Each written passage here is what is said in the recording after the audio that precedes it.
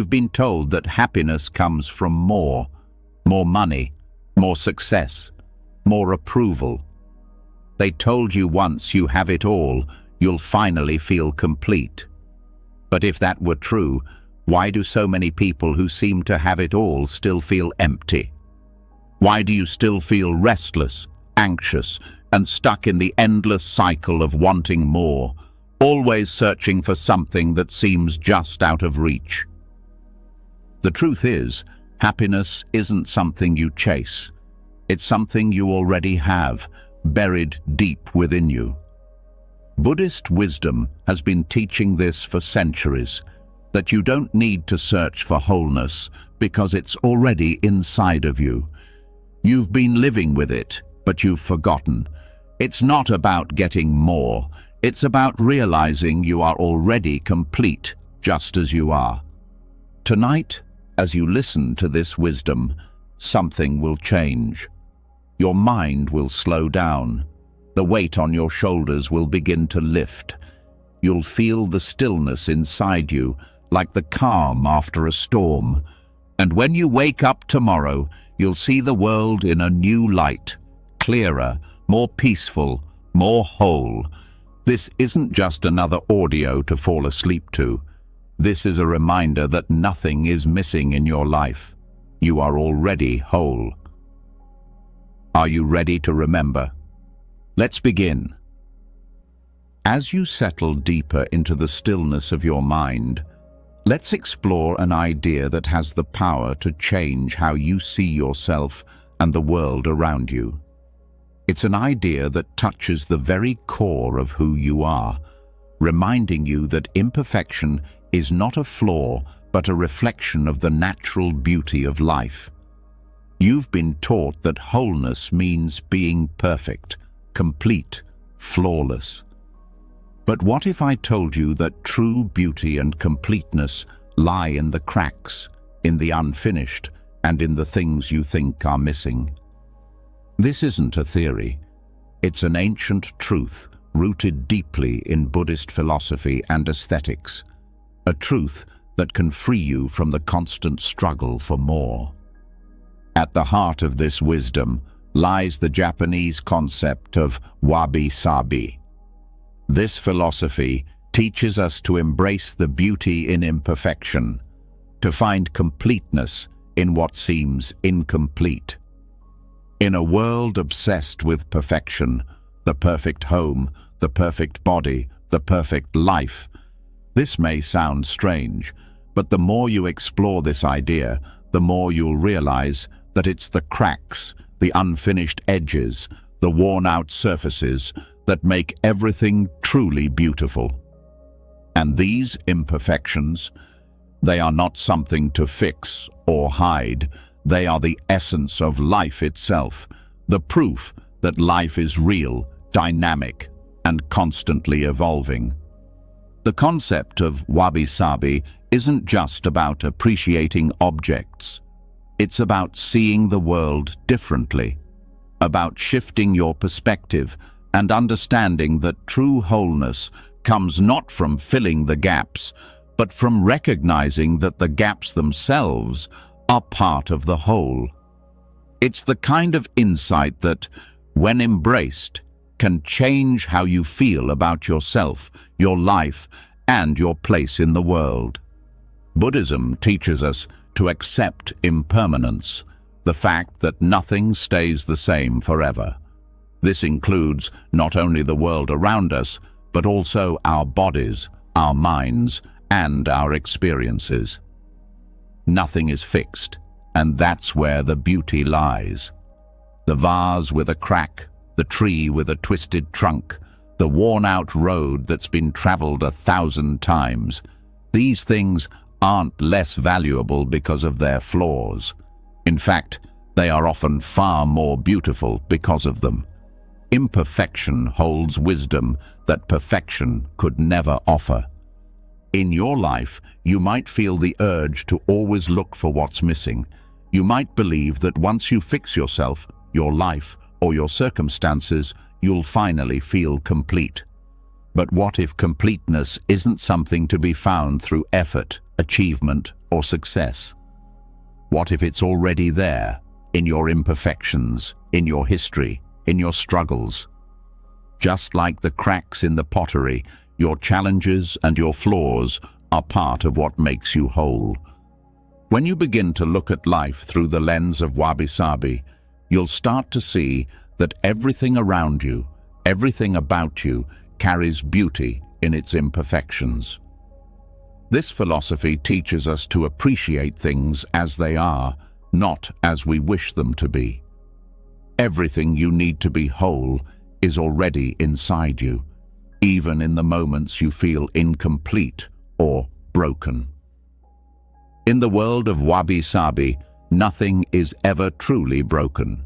Instead, it's just waiting to reveal its true beauty. This view challenges everything society teaches us about perfection, success, and what it means to be enough. And by embracing this perspective, you'll find peace in the present moment as you learn to accept yourself completely, imperfections and all. Buddhism doesn't just stop at admiring imperfections in objects or people. It teaches us that our very nature is imperfect, and that's what makes us perfect. In many ways, these imperfections are signs of life. Think about the aging process, for example.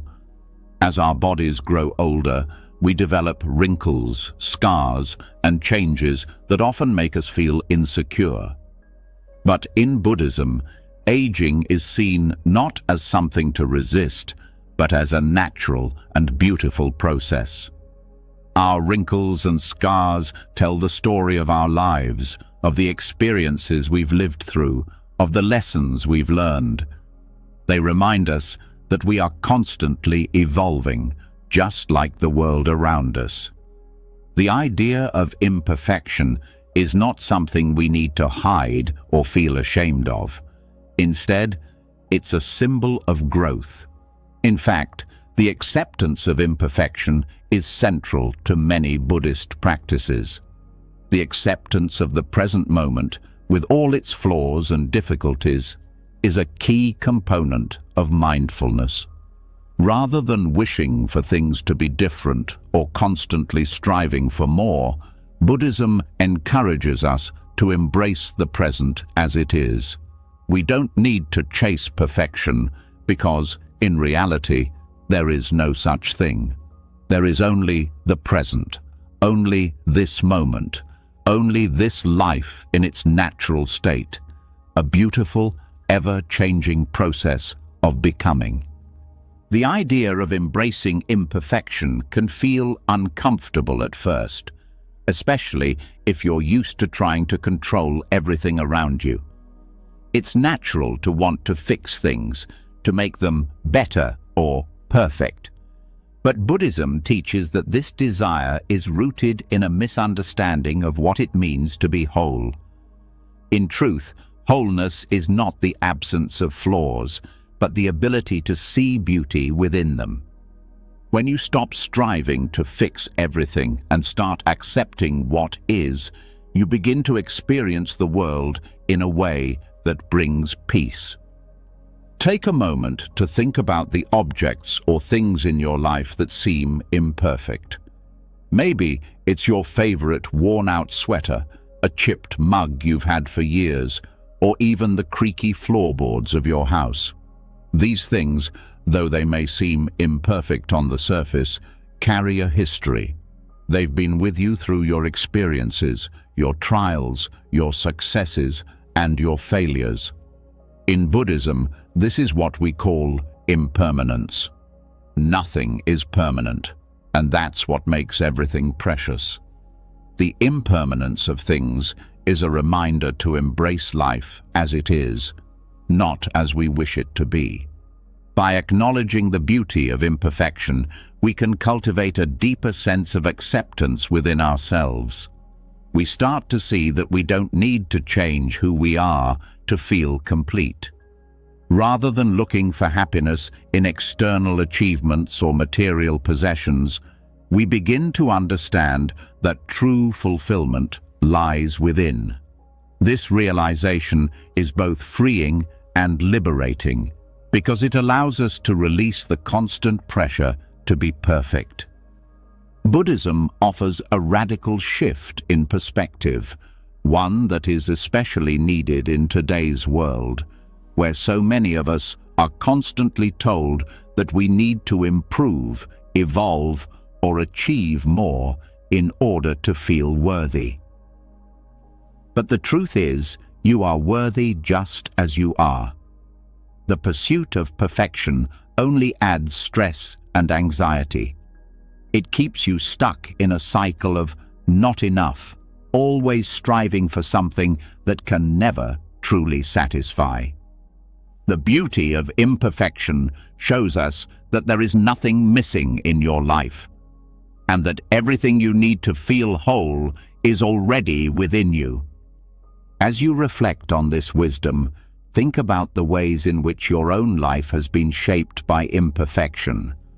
Consider the moments where you felt like you were broken or incomplete, and how, looking back, those very moments were where you learned the most, where you grew the most, and where you discovered the beauty of your true self. You were never missing anything. You were just waiting to realize that the cracks, the struggles, and the imperfections were part of the journey to understanding who you truly are. In Buddhism, this journey of self-discovery is not about striving for perfection, but about realizing that you've always been complete. The path is not one of accumulation, but one of awareness. Awareness of the beauty, wisdom, and wholeness that is always present, even in what we perceive as flaws. The more we embrace imperfection, the more we find peace in the present moment. And as you continue on your path, remember that nothing is missing. You are whole, just as you are. In this moment, and in all moments, allow yourself to let go of the need to fix, improve, or change. Instead, embrace the beautiful imperfection of life. See the world as it truly is, full of cracks, brokenness, and yet complete. When you let go of the belief that something is missing, you unlock the ability to see the beauty in everything, just as it is. So, next time you feel like something is missing in your life, remember this: nothing is ever truly missing. You are whole. And this understanding, this acceptance, is the key to peace. Having just explored the beauty found in imperfection, it's clear that much of our sense of lack arises from a misguided perception of what truly completes us. We spend so much time thinking about what is missing from our lives, whether it's external achievements, possessions, or experiences, that we fail to see what is already in front of us. As we delve deeper into Buddhist wisdom, the truth becomes even more apparent. Everything we need is already here. It's not something to chase, grasp, or attain. It's simply a matter of returning our awareness to the present moment, where abundance already exists in its most authentic form. In Buddhism, there is a profound teaching called Pakupana, which can be roughly translated as the ever-sufficient present. It's a reminder that the present moment, as it is always enough. Lack dissolves when we stop searching for fulfillment outside of ourselves and simply return to the now. Our minds are often overwhelmed with thoughts of the future, the past, or what might be missing in our lives. But the truth is that in this very moment, we are surrounded by everything we need. When we get caught in the constant striving for more, we overlook the simple yet profound abundance that is already present. Our need for more often clouds our ability to experience the richness of the present moment. We believe that happiness and fulfillment are always just out of reach, leading us to constantly chase something that we think will make us complete. But the teaching of Pakupana shows us that the moment we stop searching for something more, we can fully appreciate what we already have. This constant chase for fulfillment creates an illusion of emptiness, as if there is always something missing, something we need to reach or achieve in order to be happy. But as we explore the concept of Pakupana, we come to understand that true contentment doesn't come from seeking external sources of happiness. It's about realizing that all the happiness, peace, and satisfaction we seek are available in this moment, in the space between our thoughts, in the simple experience of being present. When we begin to truly observe the present moment, we start to see that every little detail is a form of abundance. The sound of your breath, the feeling of your body against the chair, the hum of life around you, these are all expressions of the richness of the present. And in this moment, nothing is lacking. There is no need to wish for more or look for what's missing. Everything is here, sufficient and complete. It's only when we start searching for something beyond the now that we lose sight of what is truly abundant. The problem lies in the way our minds are conditioned. We are taught from a young age that we must attain something to feel satisfied, that happiness is something that can be achieved through goals, possessions, or status. This conditioning makes it difficult to appreciate the present moment because we are always focused on the future or what lies ahead. We are so preoccupied with what's next that we miss the beauty and abundance of what we already have. We think that once we reach a certain point in life, achieve a goal, or get what we desire, then we will be happy. But the truth is that happiness is available to us now, in this moment. The only thing standing in the way is our constant desire for something more. Pakupana teaches us that there is no need for accumulation or achievement to feel complete.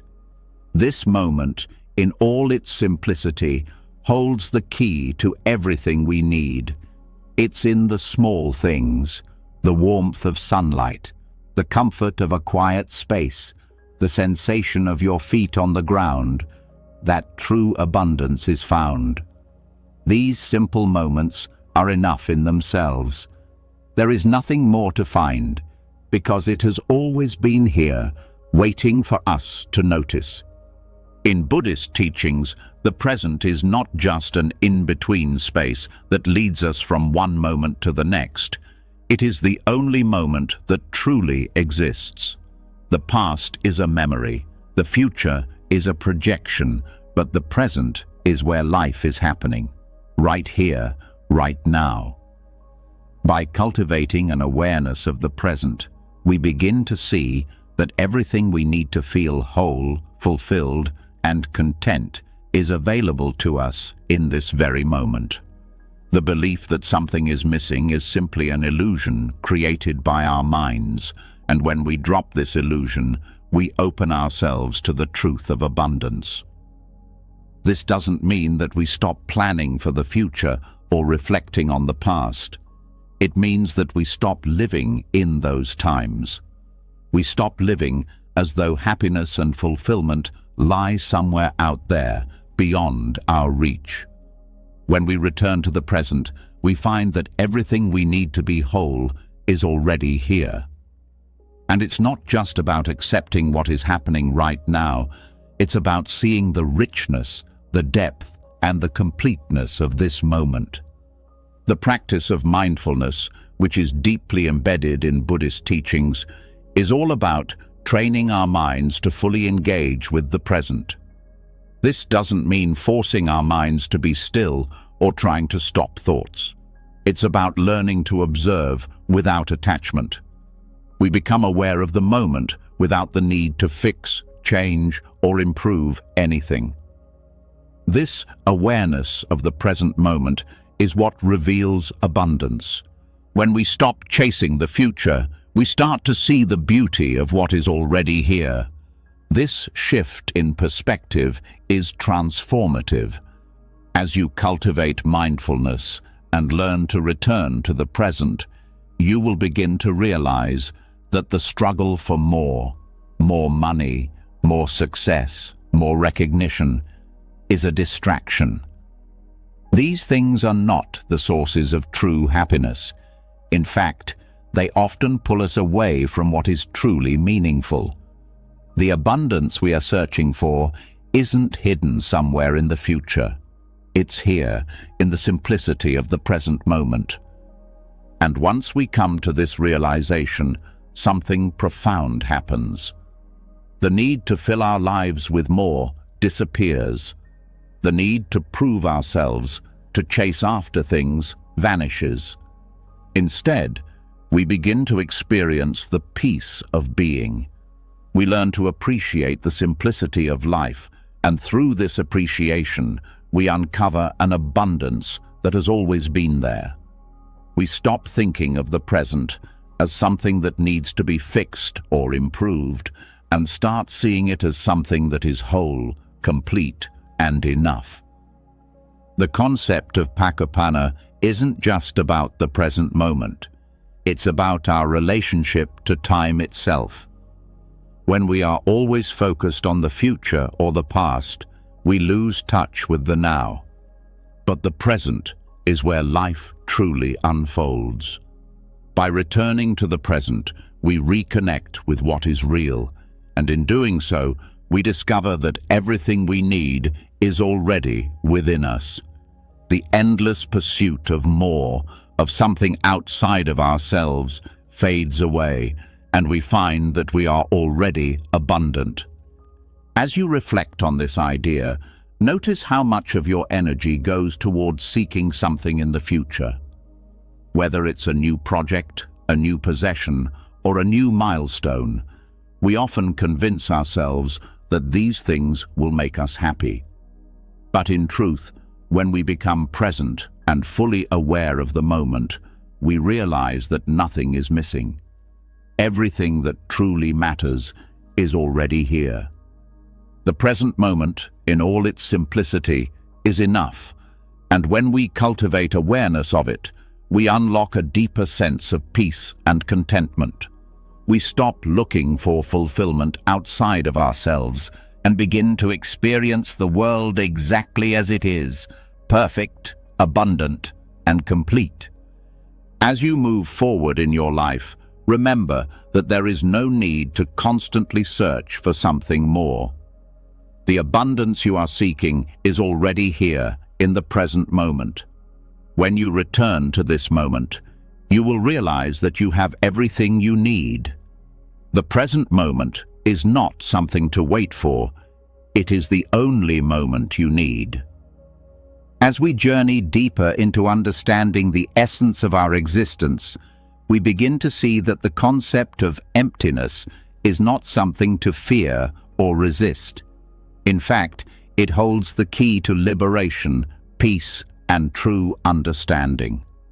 Just like we've explored the abundance of the present moment, where we realize that there is nothing missing, the next step in this realization is grasping the profound Buddhist concept of shunyata, emptiness. This isn't the emptiness of a void or nothingness. Instead, it is the emptiness that reveals the fullness of life itself. It's the paradox that nothing missing and nothing permanent are in fact expressions of the same truth, the truth of impermanence, interdependence, and the constant unfolding of life. The concept of emptiness in Buddhism is often misunderstood. At first glance, emptiness may seem like a lack of something, a void, an absence. But in reality, it's the absence of fixed, permanent, or unchanging nature. And when we begin to truly understand this, we start to see that what we once thought was missing is actually the essence of all that is present. Emptiness is not the absence of being or existence. It's the realization that all things are fluid, interconnected, and constantly changing, and in this very change lies their completeness. This insight is not easy to grasp because it challenges everything we've been conditioned to believe about ourselves, the world, and our existence. We live in a society that values certainty, permanence, and control. We're taught to believe that happiness, peace, and fulfillment come from achieving stability, from holding on to things, relationships, possessions, status, or even our own identity. The desire to hold on is driven by the belief that without it, we will feel lost, incomplete, or even unworthy. But Buddhism teaches us that the more we hold on, the more we actually create the very sense of lack we fear. When we begin to understand emptiness as a freedom from fixed identity and rigid forms, we liberate ourselves from the suffering that comes with attachment.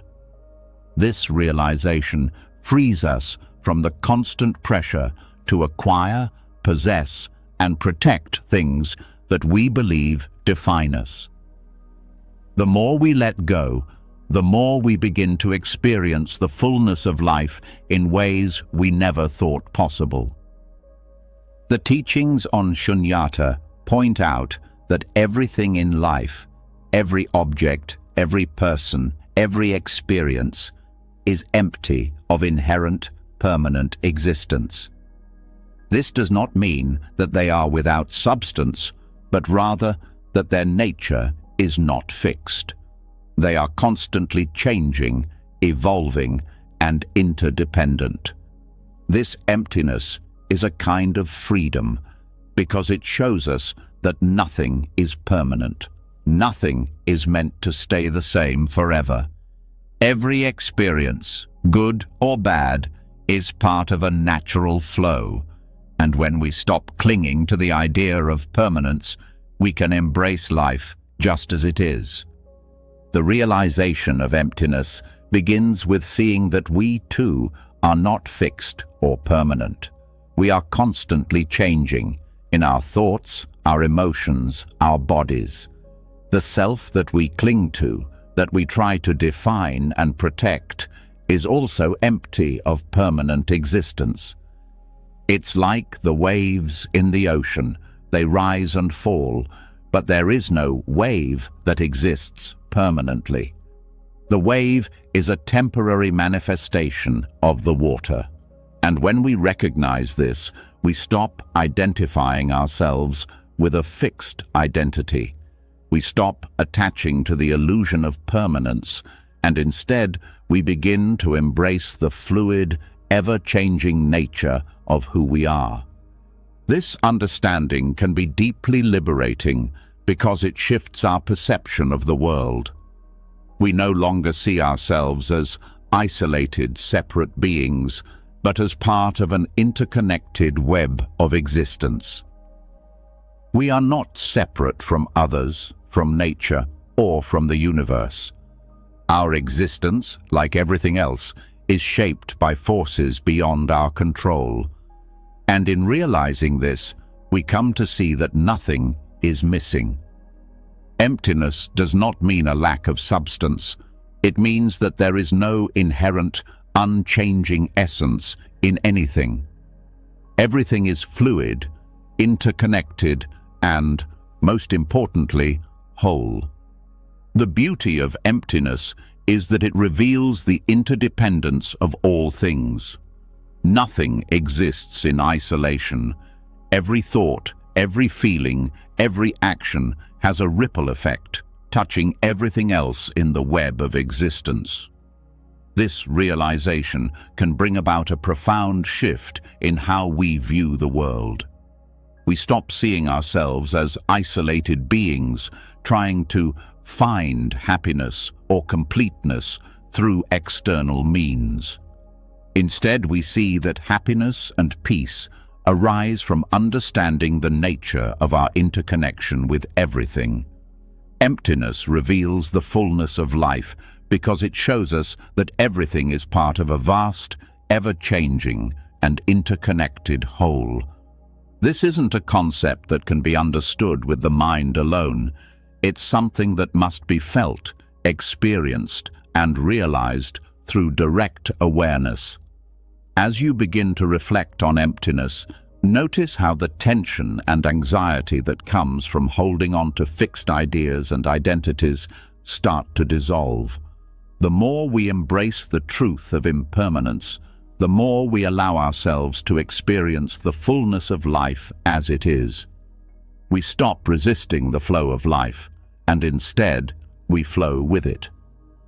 One of the most profound aspects of the realization of emptiness is that it frees us from attachment and craving. In Buddhism, it is taught that attachment to things, whether it be people, possessions, or ideas, is the root of suffering. We attach ourselves to the idea that we need certain things to feel complete, but when those things inevitably change or leave us, we feel empty, lost, or devastated. When we understand the impermanence of all things, we are less likely to attach ourselves to them, and as a result, we experience less suffering. This realization doesn't mean we become indifferent or detached from the world around us. Instead, it means that we approach life with greater freedom and clarity. We understand that everything is constantly changing, and because of this, we can engage with life more fully. We no longer feel the need to protect ourselves from change, because we understand that change is the nature of life. There is no need to cling to things because they are not permanent, and this is the key to finding peace. By realizing emptiness, we also come to understand the freedom that comes with it. Emptiness is the absence of attachment, and in the absence of attachment, we find that we are no longer prisoners to our desires or fears. We begin to experience the world as it truly is, without the filters of our expectations, judgments, or attachments. This is the freedom that allows us to engage with life fully, without the burden of wanting or needing things to be different from what they are.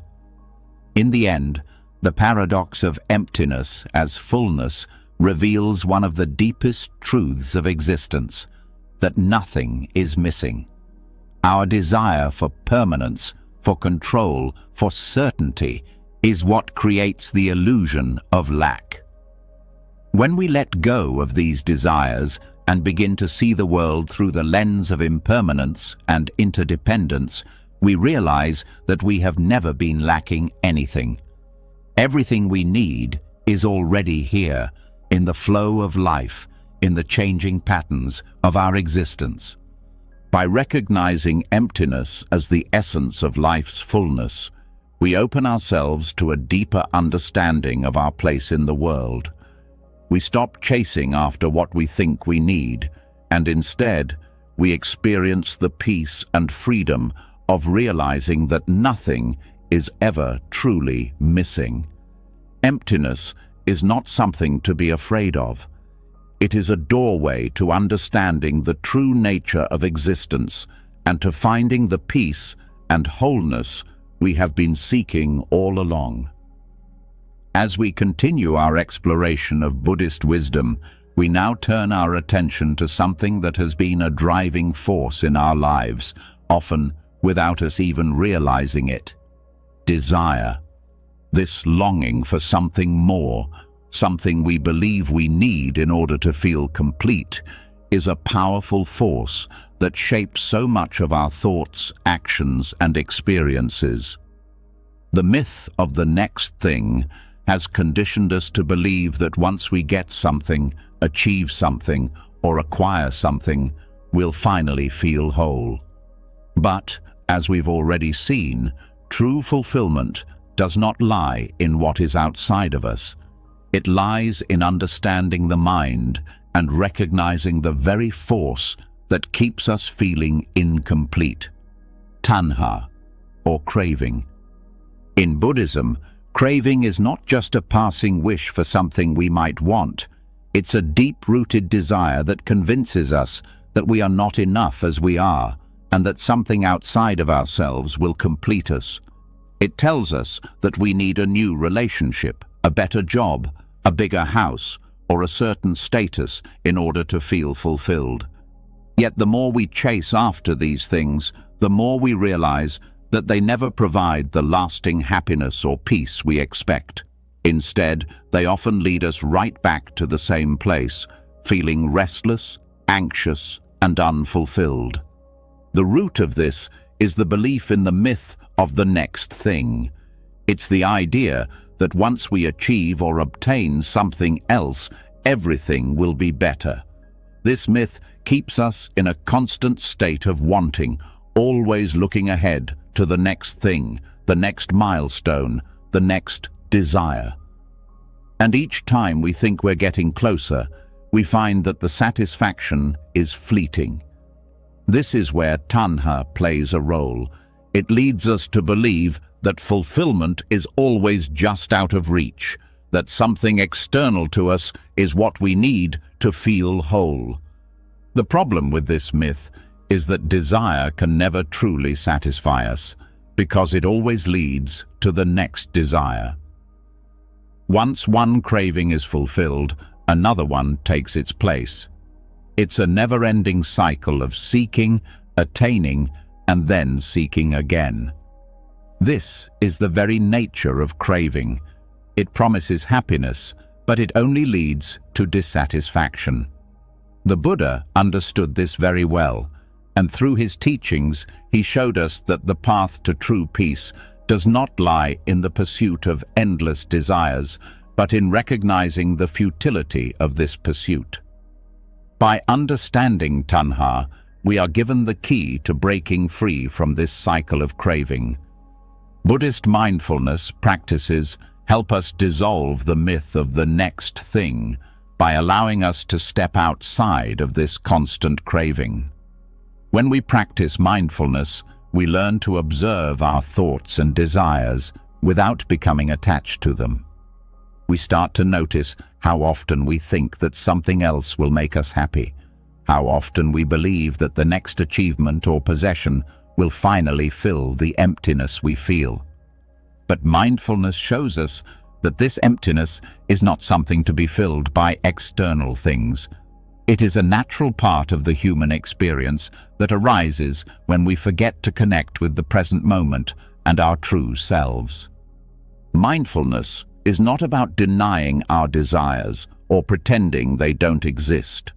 Instead, it's about becoming aware of the ways in which craving shapes our lives. We begin to notice the patterns of our minds, how easily we become consumed by the idea that we need something more to be happy. In recognizing this, we can begin to see how these desires are often rooted in fear, insecurity, or the belief that we are not enough as we are. By seeing these desires for what they truly are, we begin to unravel their hold over us. When we bring awareness to our cravings, we begin to see that they are not the solutions to our problems, but rather the cause of our suffering. Craving leads us to look for happiness outside of ourselves, but it never allows us to find it. The more we try to satisfy it, the more it deepens our sense of emptiness. However, when we realize this truth, something shifts within us. We start to let go of the need for the next thing and instead learn to appreciate the moment we're in, exactly as it is. Through mindfulness, we learn that true fulfillment doesn't come from obtaining anything external. Instead, it comes from returning to the present moment and recognizing that nothing is missing. Our desire for the next thing can only be dissolved by seeing through its illusion, by understanding that happiness is not a future goal, but something we can experience right now. This doesn't mean we stop striving or working toward our goals. It simply means that we no longer attach our happiness or peace to these things. We no longer believe that the next thing will bring us the satisfaction we seek.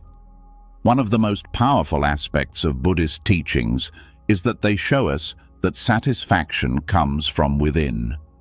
By becoming aware of our cravings and attachments, we can begin to let go of the constant search for something more.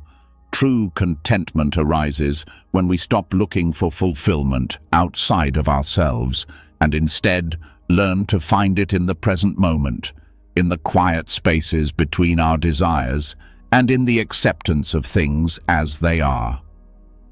The key here is not to deny ourselves the things we want or desire, but to change our relationship with them. We don't need to reject our desires or push them away. We simply need to see them clearly and understand that they do not define us. By observing our cravings without attachment, we can begin to appreciate the impermanence of everything, the understanding that nothing will ever fully satisfy us in a lasting way, and that this is okay. It is in this acceptance that we begin to find peace. The more we practice mindfulness, the more we come to realize that the next thing is not the answer. When we stop chasing external fulfillment, we create space for something far deeper and more lasting: inner peace, clarity, and contentment. By letting go of the myth of the next thing, we stop using our desires as a distraction and instead allow ourselves to rest in the fullness of the present moment. In Buddhism, desire is seen as a form of suffering because it keeps us trapped in a cycle of endless wanting. But when we become aware of this cycle, we break free. We start to see that true happiness does not lie in the next goal, the next achievement, or the next possession. It lies in the acceptance of the present moment and the release of the need for more. When we let go of the myth of the next thing, we begin to experience life as it is, full, rich, and complete. Understanding tanha and the myth of the next thing is a powerful way to transform our relationship with desire. It helps us to break free from the cycle of craving and to find peace in the present moment. By practicing mindfulness and becoming aware of our desires, we learn to see them for what they are, temporary and ultimately unfulfilling. The more we understand this, the less power craving has over us. We stop believing that we need something outside of ourselves to complete us, and instead, we begin to realize that we are already whole. Nothing is missing. This is the truth that sets us free from the endless pursuit of the next thing and allows us to experience the fullness of life right here, right now. As we move forward, it's important to understand that all the teachings we've explored so far, from the abundance of the present moment to the realization that nothing is truly missing, are all part of a larger truth about who we are. The myth of lack, the craving for more, and even the illusion of imperfection all stem from one root cause: the fragmented perception of ourselves. We are taught from a young age to view ourselves as incomplete, as if there's something inherently wrong or broken. But deep within, our true nature has never been broken. It's only the way we perceive it that's fragmented. The mirror-mind metaphor, central to the Vajrayana tradition of Buddhism, sheds light on this deep-seated misunderstanding. It teaches that the mind itself, like a mirror, is perfectly whole. What appears to be broken, distorted, or incomplete is simply a reflection of the perceptions we have about ourselves and the world around us. The mirror, in its essence, is flawless. It doesn't change, but simply reflects whatever is placed before it. Similarly, our awareness is unbroken and undisturbed, though the way we see and understand ourselves may be clouded by misperceptions. In the Vajrayana teachings, the mind is described as a mirror that reflects everything, all thoughts, feelings, experiences, and perceptions. Just as a mirror does not change based on what it reflects, our true nature is always the same, clear, whole, and unaltered. The only thing that shifts is what we place in front of the mirror. If the reflection appears distorted or unclear, it's not because the mirror itself has changed, but because the image being reflected is flawed. This is exactly how our minds work. We are not broken. We simply have distorted perceptions that shape how we see the world and ourselves. The mirror mind teaches us that the confusion and dissatisfaction we experience are not inherent to our true nature. Instead, they come from the way we engage with the world, from the beliefs, judgments, and attachments that cloud our perception. These misperceptions create a false sense of self, one that believes it is incomplete, broken, or lacking. But the truth is that the awareness itself, the mind that observes everything, is always whole and perfect. When we realize this, something incredible happens. We stop identifying with the distorted reflections of ourselves and start seeing through the confusion. This understanding frees us from the constant cycle of striving to fix ourselves or attain something outside of us to feel whole. We realize that we have always been whole. We simply need to clear away the mental fog to see it. The mirror, which has always been clear, is not the problem. The problem lies in the images we project onto it. When we recognize this, we no longer need to chase after the illusion of completeness through external achievements or possessions. We can finally rest in the truth that nothing is missing. We are whole, just as we are. This concept brings a deep sense of peace because it challenges the core belief that we must become something in order to feel complete. It isn't about becoming perfect. It's about recognizing the perfection that already exists. It's not about fixing what is broken, but seeing that there was never anything broken to begin with. The mirror mind invites us to look beyond the layers of thought, judgment, and attachment that cloud our understanding of ourselves.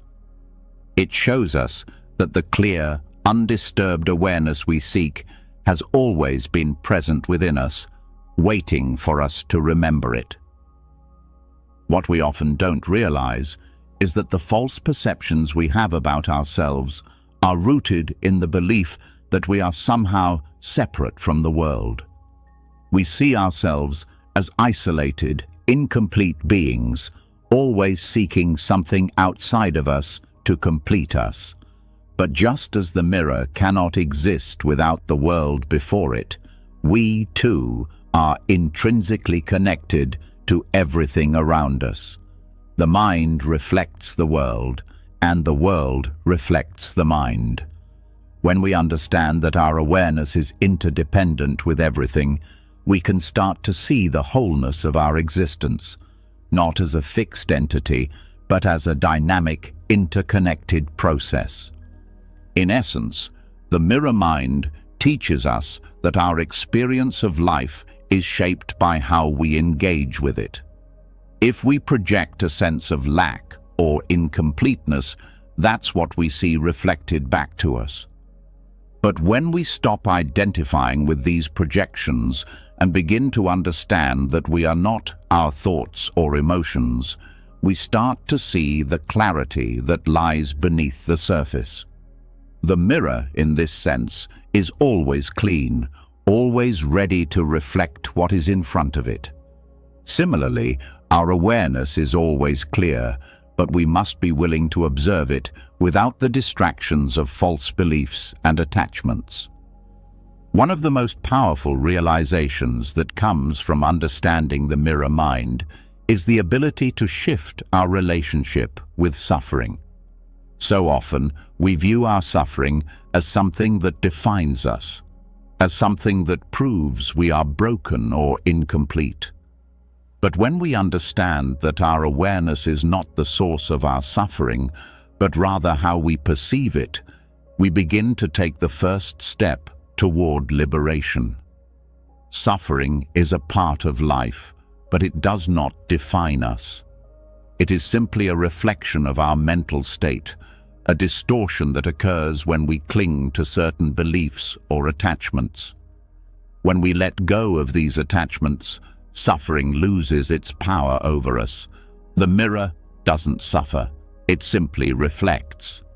And when we shift our understanding of our mind in the same way, we realize that we too are not broken by suffering, but merely reflecting it.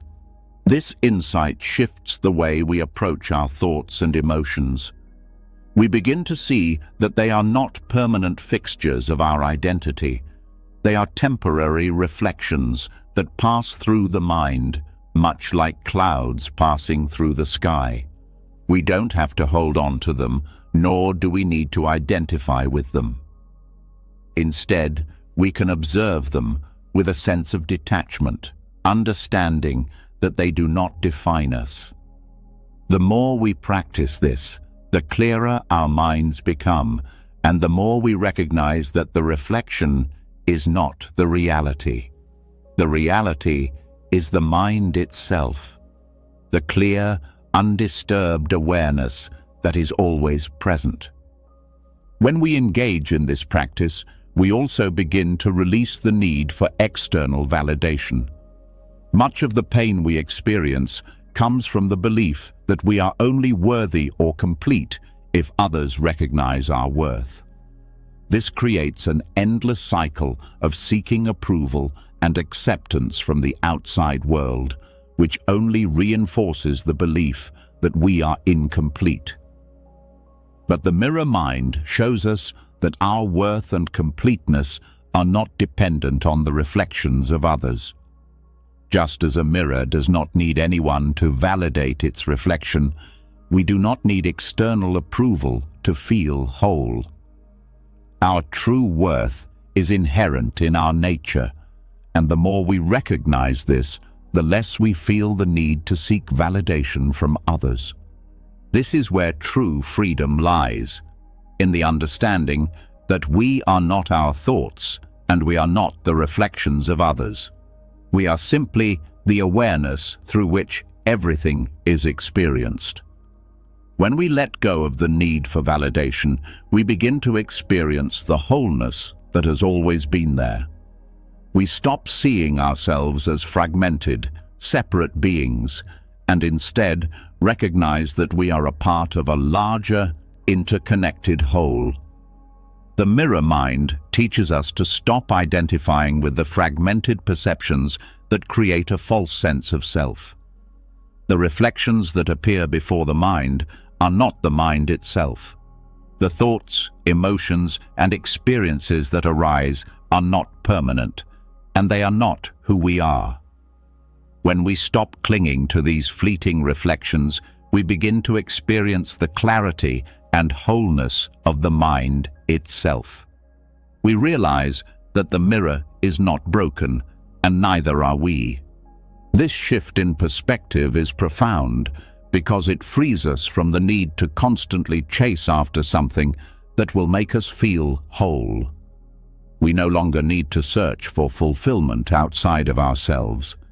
Instead, we can simply rest in the awareness of our true nature, the mind that has always been clear, whole, and undisturbed. When we recognize this, we find peace, we find freedom, and most importantly, we find that we were never broken to begin with. Having just explored the concept of the mirror mind, it becomes clear that our perception of ourselves and the world is clouded not by the mind itself, but by the constant flow of thoughts that we identify with.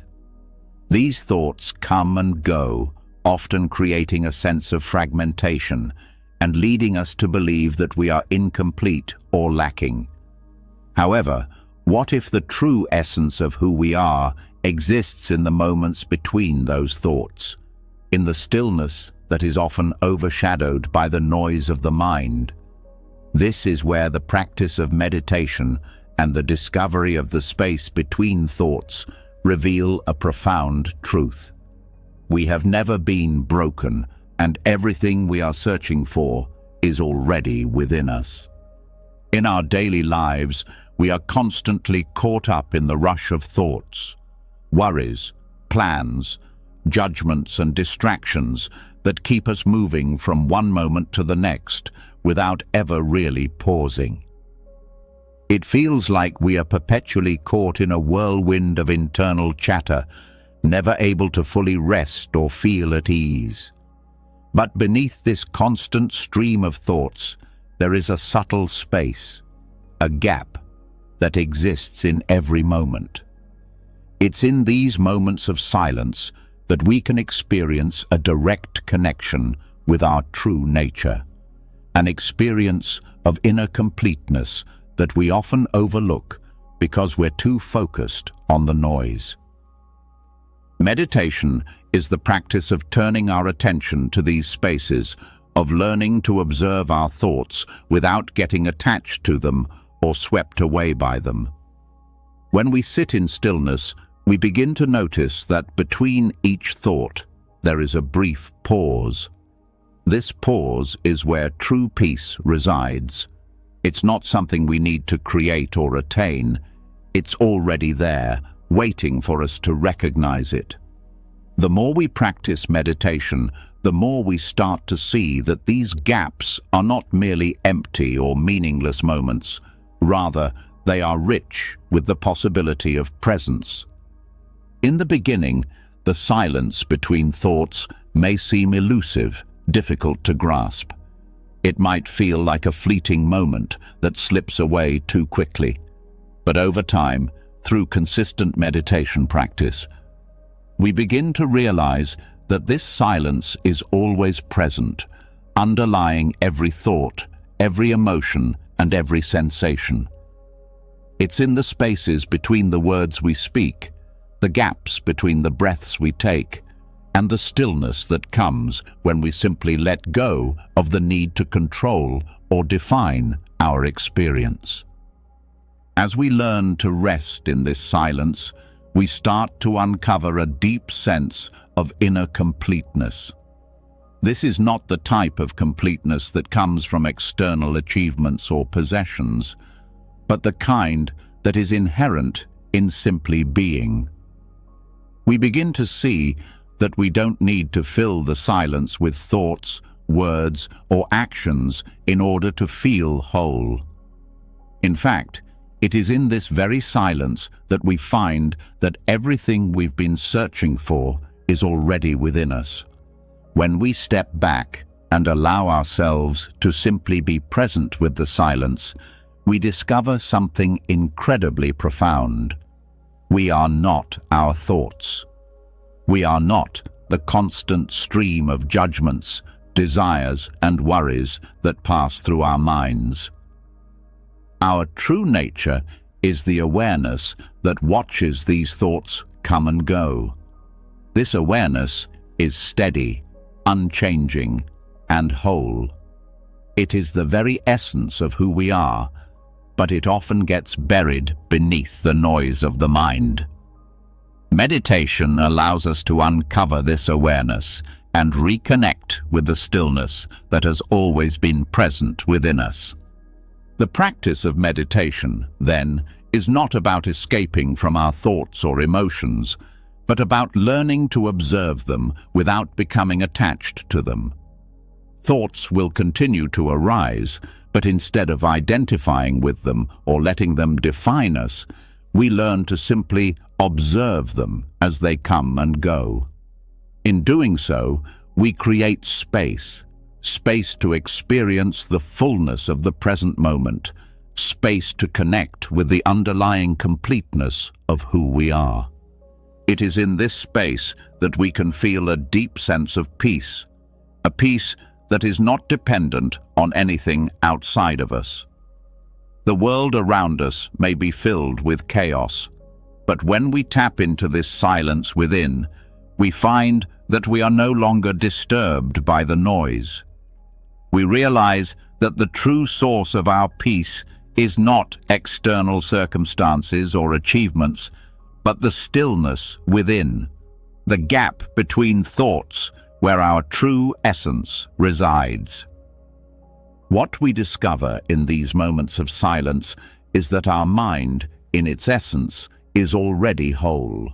It does not need to be fixed, changed, or perfected. It only needs to be recognized. And the more we practice meditation, the more we begin to realize that the space between thoughts is where this recognition happens. It is where we remember that we are not defined by the fleeting thoughts or feelings that come and go. Instead, we are the awareness that witnesses them. In time, this practice of connecting with the silence between thoughts can transform the way we relate to our thoughts, our emotions, and our lives. We stop identifying with the fleeting fluctuations of the mind, and instead, we begin to rest in the awareness of our true self, the unchanging, unbroken essence of who we are. This awareness has always been present. It is not something we need to attain. It is who we have always been, beneath the layers of thoughts and distractions. The space between thoughts also teaches us an important lesson about the nature of time. We often feel as though we are constantly chasing after the future or dwelling on the past, always trying to accomplish more or fix what has already been done. But when we connect with the silence, we realize that time is not something we need to grasp or control. In the present moment, there is no past or future, only the now. It is in this timelessness that we can experience a deep sense of freedom, because we no longer feel the need to rush or worry. We realize that everything is unfolding as it should, and that we are part of this unfolding, not separate from it. This understanding of time, coupled with the silence between thoughts, allows us to let go of our constant striving. We no longer feel the need to fill every moment with activity or thought. Instead, we learn to simply be present with whatever is arising, without judgment or expectation. In this state of presence, we experience a profound sense of wholeness and peace, because we are no longer fragmented by the past or future. We are simply living in the moment, fully aware and at ease. Over time, as we cultivate this awareness of the silence between thoughts, we begin to notice that we are more grounded, more present, and less affected by the fluctuations of our thoughts and emotions. We no longer feel as though we are at the mercy of our minds, but instead we realize that we have the ability to rest in the stillness and experience a sense of deep fulfillment and completeness. This is not a fleeting happiness that depends on external conditions, but a lasting peace that comes from recognizing our true nature. In essence, the silence between thoughts is a direct experience of the wholeness that we have always sought. It is not something we need to achieve, but something we can access right now, in this very moment. By letting go of the need to fill the silence with thoughts or distractions, we make space for the deeper truth of who we are to emerge. We realize that we have never been incomplete. We have always been whole. As we've uncovered the profound silence that exists between our thoughts and the unbroken awareness within us, it's clear that true fulfillment doesn't lie in grandiose achievements or moments of extraordinary insight. In fact, it's often in the most ordinary, everyday actions that we encounter the deepest sense of peace and clarity. This understanding shifts the way we view our lives. We stop searching for enlightenment in the distant future and instead begin to realize that the present moment, in all its simplicity, is where true wisdom and contentment can be found. The teachings of sati, or mindfulness, remind us that enlightenment isn't reserved for extraordinary experiences, but for the quiet, everyday moments that make up our lives. The simple act of washing a dish, walking a step, or even sitting quietly is an opportunity to connect with the present moment. So often, we overlook these mundane tasks, thinking that true fulfillment lies somewhere else, in the future or in a distant pursuit. But mindfulness invites us to see that every moment, no matter how simple or routine, is a doorway to peace, insight, and wholeness. Mindfulness doesn't require us to escape our lives or seek out extraordinary events. Instead, it invites us to fully engage with whatever is in front of us, no matter how small or insignificant it may seem. It teaches us to be present with what is happening right now, without judgment or distraction. Whether we are washing dishes, taking a walk, or eating a meal, these everyday actions can become profound moments of connection, where we experience life exactly as it is, free from the need to change or escape. The beauty of mindfulness lies in its simplicity. It's not about creating a special state of mind or searching for deep, transcendental experiences. It's about noticing and appreciating the present as it is. When we practice mindfulness, we start to see the depth and richness in everything around us. We notice the texture of the soap as we wash a dish, the rhythm of our breath as we walk, the taste of food as we eat. These simple moments, when fully experienced, become moments of connection, not just with the world, but with ourselves. When we slow down and bring our awareness to the present moment, we can let go of the need to rush through life or constantly seek the next thing. There's no need to go anywhere or do anything extraordinary to find peace. In fact, it's often the opposite. The more we focus on the present, on what's happening right now, the more we discover that true fulfillment doesn't come from external achievements, but from the simple act of being present with whatever is in front of us. It's easy to dismiss the everyday tasks as unimportant, but in doing so, we miss the opportunity to truly live. Life doesn't happen in grand moments of excitement or dramatic achievements. It happens in the small, ordinary moments that fill our day. These moments, when experienced fully and with mindfulness, carry with them the potential for profound wisdom. The act of washing dishes, for example, can become a moment of awareness, not just of the task at hand, but of our mind, our breath, and our connection to the present moment. It's not about how well we wash the dish, but about how we engage with the dishwashing itself with full awareness. When we begin to practice mindfulness in the simple tasks of life, we start to experience a sense of peace that isn't dependent on anything external. It's not about waiting for the perfect moment or the right circumstances. It's about realizing that every moment is the perfect moment for mindfulness, and every action is an opportunity to reconnect with our true nature. Mindfulness helps us to let go of the constant search for meaning or purpose in the big events of life. We stop seeking happiness, peace, or enlightenment in external things, and instead recognize that all of it is available to us in the present moment. The simple act of walking can become a meditation. The act of washing a dish can become a way to center ourselves. These ordinary moments are not distractions or obstacles to our spiritual practice. They are the practice itself.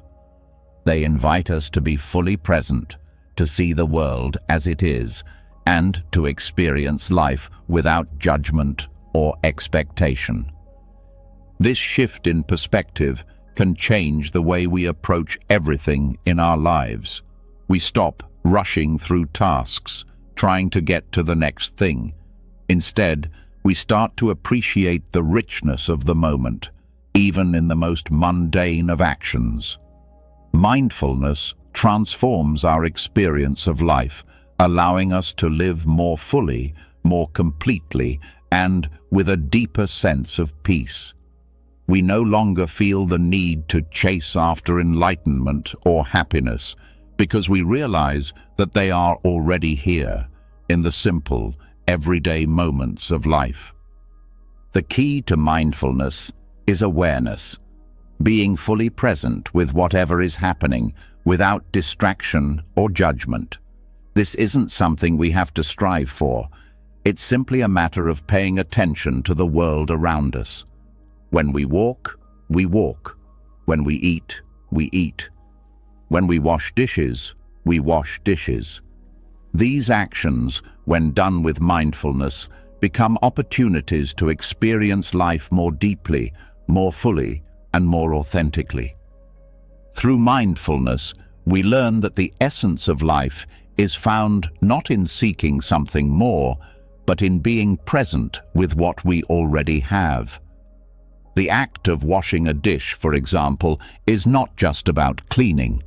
It's about engaging with the present moment, feeling the warmth of the water, noticing the texture of the dish, listening to the sound of the water running.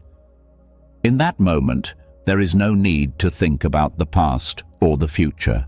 There is only the present, and in that presence, we find everything we need. The simplicity of the moment becomes profound. The beauty of this practice is that it is available to us at all times. Mindfulness doesn't require special conditions or circumstances.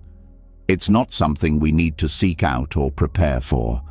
It's something we can practice in every moment, in every action, in every breath, whether we're washing dishes, walking, eating, or simply sitting. Each moment is an opportunity to return to the present, to be fully aware, and to experience the richness of life as it is. In a world that constantly encourages us to move faster, achieve more, and seek more, mindfulness offers a different way of being. It teaches us to slow down, to pay attention to the present, and to realize that true fulfillment isn't something we need to chase after. It's already here, in the simplicity of life itself. We don't need to go anywhere or do anything extraordinary to find peace. All we need to do is be present in the ordinary moments that make up our lives. As we continue to practice mindfulness, we begin to notice a subtle but profound shift in the way we relate to the world. We stop viewing the ordinary as insignificant, and instead, we see that the ordinary is sacred. Every moment is an opportunity for connection, for presence, for peace. Whether we are washing a dish or taking a step, we begin to experience the fullness of life, not in the future, but in the present. And in this realization, we find that everything we've been searching for has always been right in front of us, waiting for us to notice. Having explored the peace that arises from the simple, everyday moments through mindfulness, we now confront a deeper challenge, the seemingly endless cycle of dissatisfaction that so many of us face.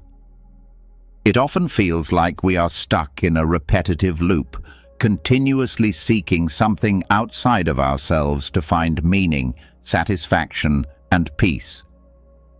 But in Buddhist teachings, samsara, this cycle of birth, death, and rebirth, is not seen as a prison or punishment, but rather as a profound teacher. It invites us to recognize that wholeness has never been absent, that even within the endless cycle of dissatisfaction, there is a path to understanding, peace, and true freedom. We've been conditioned to view dissatisfaction, suffering, and the recurring challenges in our lives as signs of something being wrong, a sign that we are not where we need to be. But what if, instead of seeing samsara as a trap, we could view it as an opportunity to learn and grow? In Buddhism, samsara is not the absence of meaning or peace, but the very condition that provides the teachings to help us understand the truth of impermanence and the illusion of attachment. The cycles of craving, dissatisfaction, and struggle that we experience daily are not punishments. They are invitations to recognize the fullness of life that is always available, if we learn to embrace it. When we see samsara as a teacher, we begin to shift our perspective. We no longer view the difficulties in our lives as something to escape from or avoid, but as opportunities to learn about the nature of our minds, our attachments, and the very essence of who we are. These challenges and the repetitive nature of our desires and cravings are not traps. They are mirrors reflecting back to us the places where we still cling to impermanent things. The moment we stop resisting this cycle, we start to see that it is through the cycles of samsara that we can awaken to the truth of our wholeness. It's easy to feel trapped in the patterns of dissatisfaction, to think that no matter how much we strive, how many achievements we collect, the sense of emptiness never truly goes away. But this feeling is a misunderstanding of samsara. The more we cling to the belief that satisfaction lies somewhere outside of us, the deeper we fall into the cycle. Each time we reach for something and it doesn't give us lasting satisfaction, we think it's the fault of the external world. But samsara, as a teacher, reminds us that the source of suffering lies in our attachment, in the belief that something external can bring us true, lasting peace. The path of awakening in Buddhism is not about escaping samsara. It is about fully engaging with it, understanding it, and recognizing the inherent wisdom within it. When we realize that samsara is not a punishment but a teacher, we can begin to approach life with curiosity and openness. Every cycle of dissatisfaction becomes a chance to inquire, why do I feel this craving? What am I really seeking? The cycles of samsara are an invitation to look more deeply into our desires, our attachments, and the root causes of our suffering. And as we do, we come closer to understanding that true peace does not come from fulfilling these desires, but from letting go of the illusion that these desires can ever lead us to lasting happiness. Samsara teaches us that life is cyclical, constantly moving, shifting, and changing. When we try to hold on to things, when we seek permanence in a world that is by nature impermanent, we inevitably find ourselves frustrated, dissatisfied, and confused. But instead of falling into despair over the endless cycle, we can recognize that samsara is the very condition that reveals the truth of impermanence. Everything, our emotions, our relationships, our possessions, will eventually change. This is the law of the universe, and it is in accepting this impermanence that we find peace. The realization that everything is temporary including our cravings and desires, is the key to freedom. Samsara, in all its repetitiveness, is showing us this truth every day. The greatest lesson samsara offers is that we do not need to escape it. We are already free. Free not by avoiding life cycles, but by recognizing that they do not define us. We are not our cravings. We are not our failures. We are not our desires. These are transient, ever-changing experiences. But beneath all of them lies the unchanging awareness of who we truly are. This awareness is not something we need to search for it has always been there, beyond the cycles of samsara. When we learn to step outside of the illusion of permanence, we begin to experience life from a place of wholeness, regardless of what happens around us. By understanding samsara as a teacher, we start to see the freedom in letting go of attachment. The constant cycles of craving and dissatisfaction are the result of attachment to things we believe will bring us lasting fulfillment. We cling to relationships, achievements, possessions, and identities, believing they define us and bring us peace. But samsara teaches us that nothing external can provide lasting fulfillment. In fact, it is our attachment to these things that creates the suffering we experience. When we let go of the belief that anything in the external world can provide us with lasting happiness, we free ourselves from the endless cycle of craving.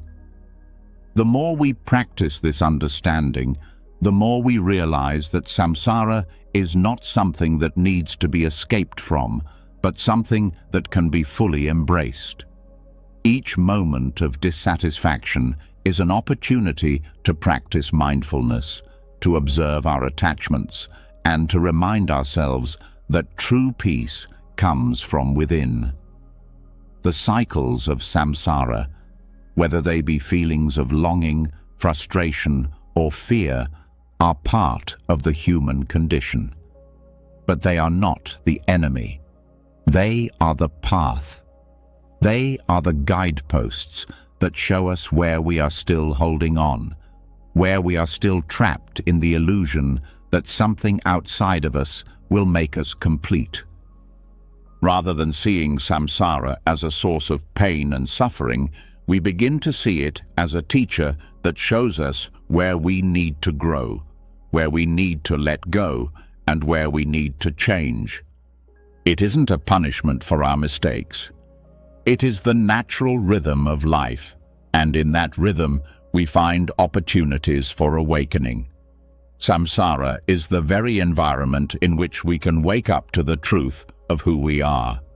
The more we understand samsara, the less we fear it. We stop looking for a way out and start engaging with the present moment as it is. Each cycle, each repetition, becomes a chance to practice letting go of our attachment to things, to stop identifying with the temporary nature of life. And in doing so, we begin to realize that nothing is missing. We are already whole. The cycles of samsara, rather than trapping us, actually reveal to us the wholeness that has always been present beneath the surface of our desires and frustrations. So, instead of trying to escape samsara or find a way to end the cycle, we begin to see that the cycle itself is the path. It's not about trying to break free from suffering. It's about recognizing that suffering itself is the doorway to awakening. By embracing samsara as a teacher, we learn to step beyond our attachments and find peace not by avoiding life, but by fully living it with awareness. In the end, the wholeness we've been seeking is not somewhere outside of us. It is here, in the middle of the cycle, in the midst of samsara, where we have always been. Having journeyed through the understanding of samsara as a teacher rather than a prison, we now find ourselves at a crossroads where we encounter something deeply ingrained in our experience, the sense of I, that inner voice that tells us who we are, what we need, and what we must achieve in order to feel complete. This sense of self, often so deeply felt, is the root of much of our craving and dissatisfaction.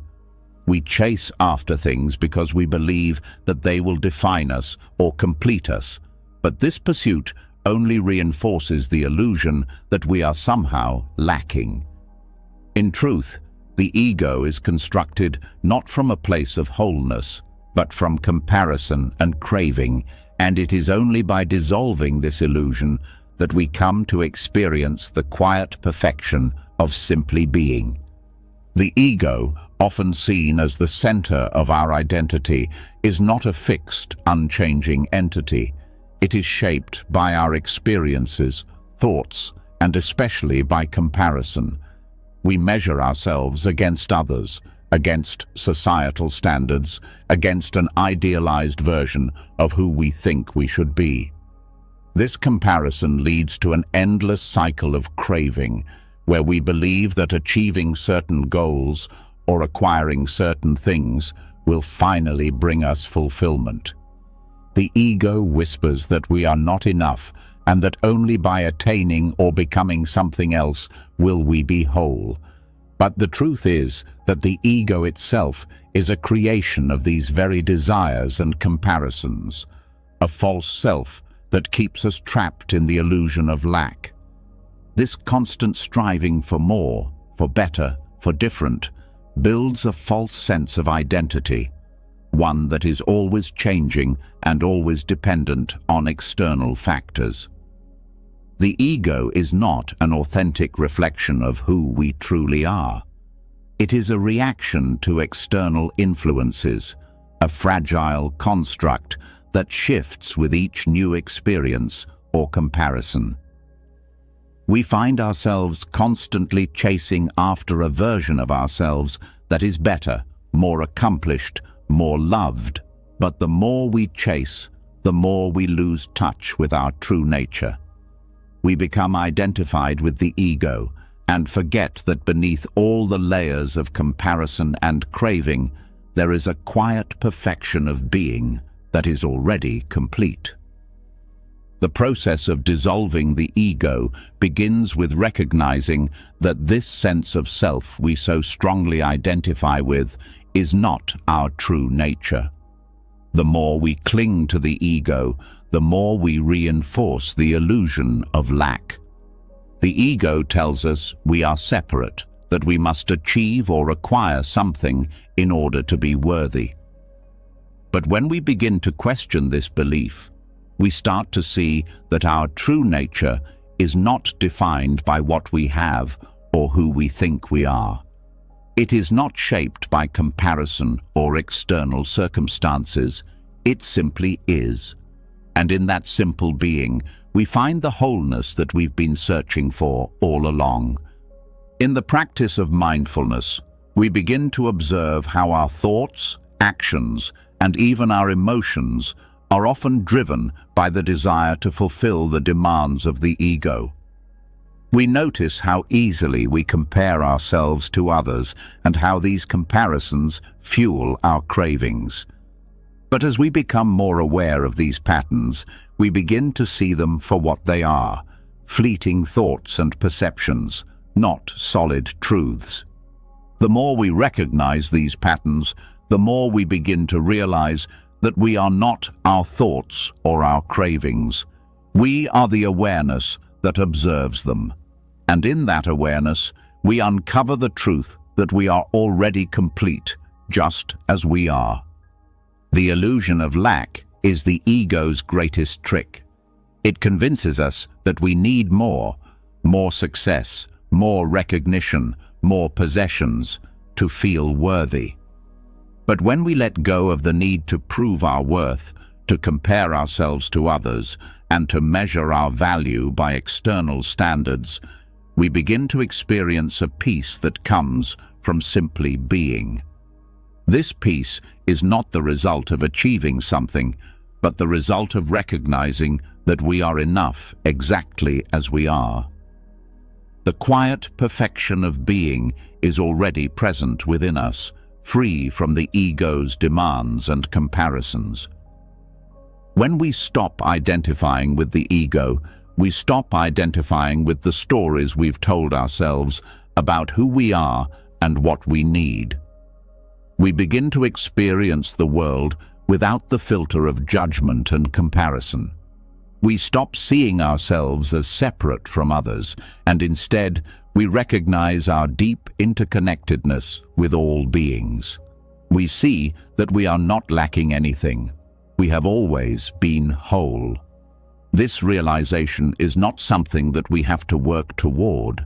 It's simply a matter of letting go of the illusion of separation that the ego creates. As we begin to dissolve the ego's grip on our identity, we start to experience a sense of freedom that is beyond the reach of craving or comparison. We no longer need to prove ourselves or compete with others. We no longer need to chase after external validation. True freedom arises when we stop trying to be something we are not and simply rest in the peace of who we already are. This is the quiet perfection of being, the awareness that we are not our achievements, not our failures, but the unchanging, perfect awareness that observes them. In understanding the ego's illusion of lack, we begin to see the paradox that lies at the heart of spiritual awakening. The more we let go of the desire to become something or attain something, the more we realize that we have never been anything less than whole. The ego tells us that we need to change, that we need to do more, but in truth, the only thing that needs to change is our perception.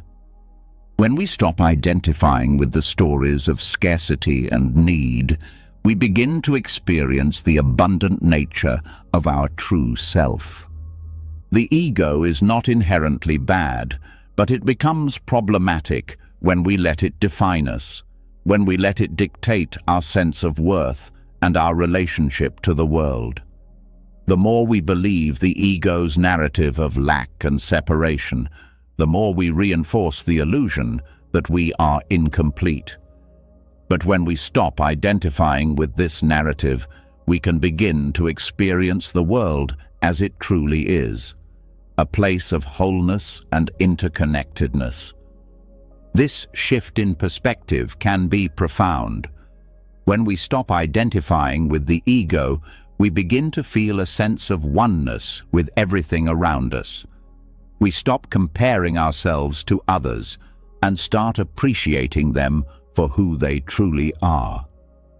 We stop trying to prove ourselves to the world and start simply being. This shift from ego-based living to awareness-based living is not something we have to force or strive for.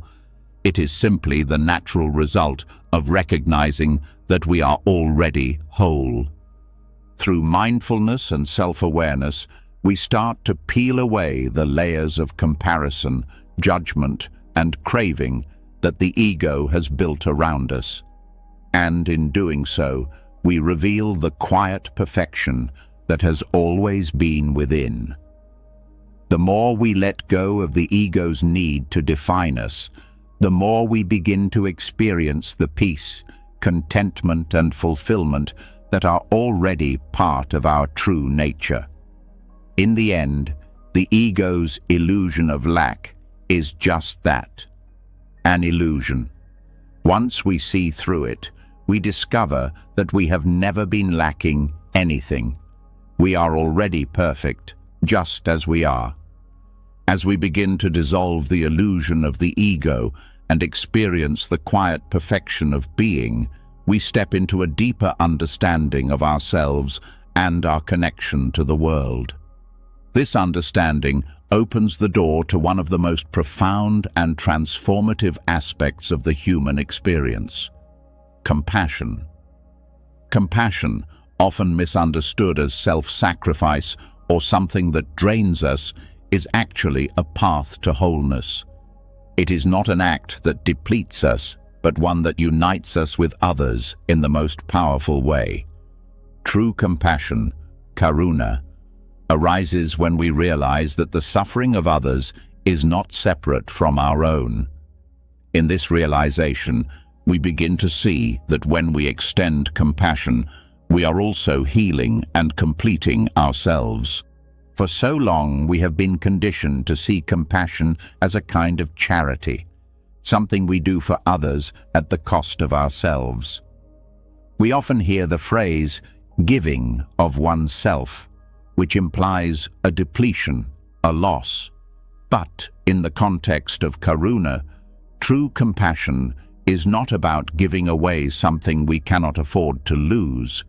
It's not about putting others' needs above our own at the expense of our well-being. Compassion is the recognition that we are all interconnected, and in recognizing the pain of another, we come closer to the truth of who we are. The suffering of others is not something that exists outside of us. It is something that reflects our own struggles, our own humanity. And in acknowledging this, we begin to experience a profound sense of wholeness and unity. This shift in understanding changes the way we approach compassion. Rather than seeing it as an obligation or a sacrifice, we begin to understand it as an act of unity. When we extend compassion, we are not only helping others, but we are also embracing and healing ourselves. The more we see that others' suffering is not separate from our own, the more we realize that by relieving their pain, we are also addressing the pain within us. True compassion unites. It connects us to each other, and in doing so, it brings us closer to the fullness of our own being.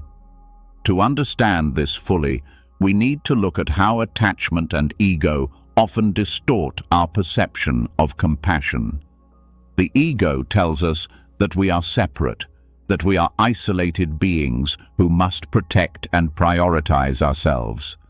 In this worldview, extending compassion can feel like a sacrifice, a loss of energy or resources for someone else's benefit. But when we dissolve the ego and see through the illusion of separation, we begin to see that to help another is to help ourselves. Our suffering is not isolated. When one person suffers, it affects the whole. And when one person heals, the ripple effects extend outward, touching everyone. This realization brings with it a shift in how we experience compassion.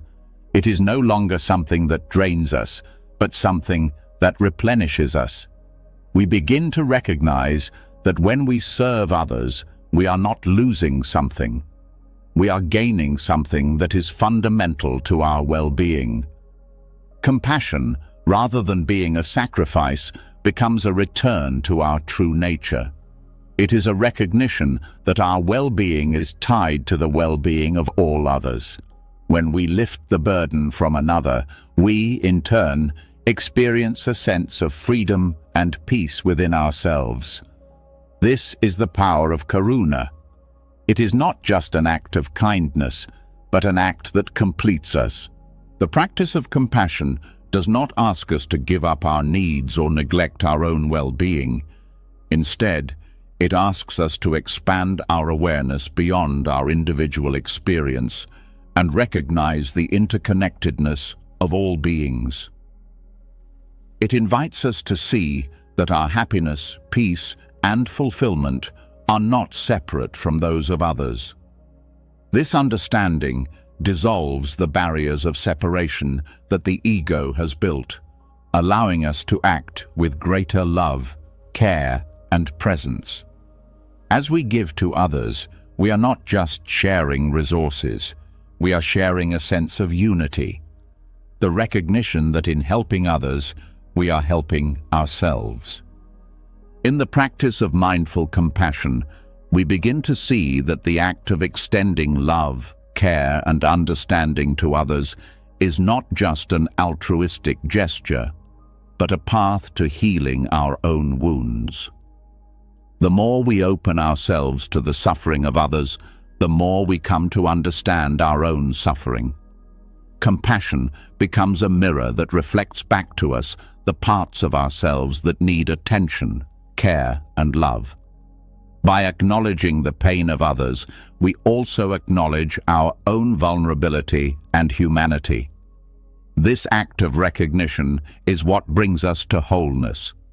It is through compassion that we see our interdependence and the truth that we are not separate, but part of a greater whole. True compassion is also about presence, being there for another without trying to fix or change their experience. Often, we feel compelled to alleviate another's suffering by offering solutions or advice.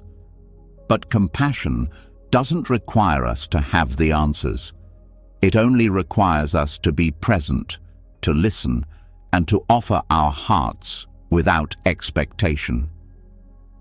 This is the beauty of karuna. It is not about the act of fixing someone's pain, but about offering them the space to be, to feel, and to experience their emotions without judgment. In doing this, we allow others to feel seen and heard, and in that simple act of presence, we create a space for healing. This is why compassion is so deeply transformative. It does not require us to be perfect or to have all the answers. It only requires us to open our hearts, to recognize the suffering of others as our own, and to be present with them in their pain. The more we practice this kind of compassion, the more we see that our humanity is bound together. When one person suffers, we all suffer, and when one person heals, we all heal.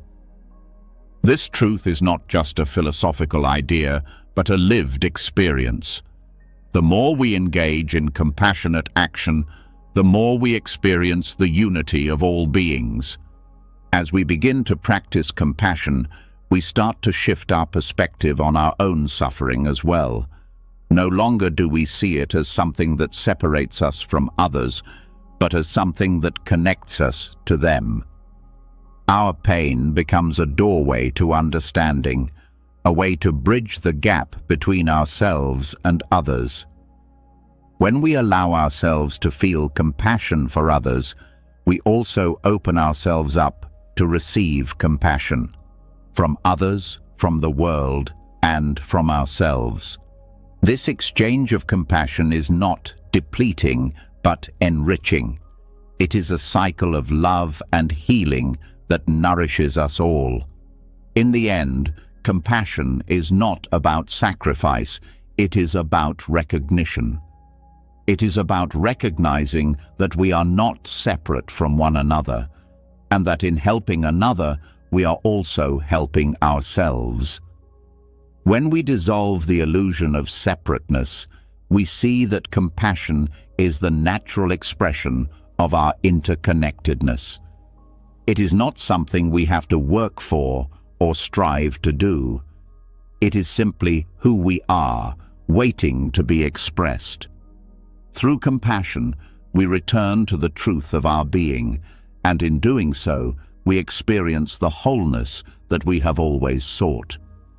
Having explored the profound impact of compassion and the realization that we are all interconnected, we now turn our attention to a deeply important aspect of our inner experience: contentment. In a world that constantly tells us that we need more possessions, more success, more approval, it's easy to feel like we are always falling short, always reaching for something just beyond our grasp. This relentless desire for more, this endless wanting, is what the Buddha referred to as a source of suffering. But what if there was a way to transform this sense of never being enough into the realization that we are already enough? This is the essence of Santutti, the Dharma of enough. In our modern lives, the pursuit of more is often glorified. We are told that in order to be happy, we must acquire more, do more, achieve more. We're constantly comparing ourselves to others, measuring our success by the standards set by society, or even by our own internal expectations. But in this constant pursuit, we lose touch with the reality that we already have everything we need. This endless desire for more often leads to feelings of inadequacy, frustration, and dissatisfaction. We are never quite satisfied, no matter how much we acquire, because the desire for more is insatiable. But when we practice contentment, we shift our entire relationship with the world. The practice of Santutti teaches us to see the richness in what we already have. It's not about giving up on our aspirations or ambitions, but about recognizing that true fulfillment does not come from external possessions or achievements.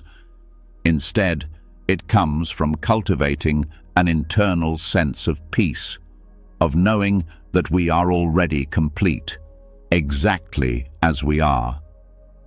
This realization allows us to step out of the cycle of craving and seeking into a place of deep inner satisfaction.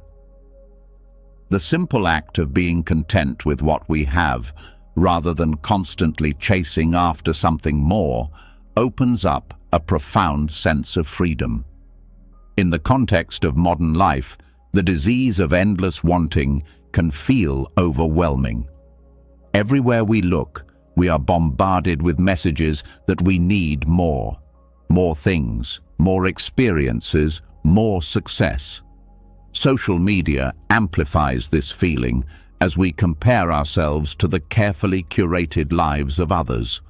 We begin to believe that happiness is something that is always just out of reach, dependent on the next purchase, the next achievement, or the next milestone.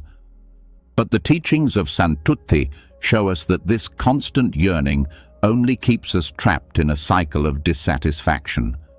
We believe that something is missing, that we are lacking, but the truth is that we are already whole.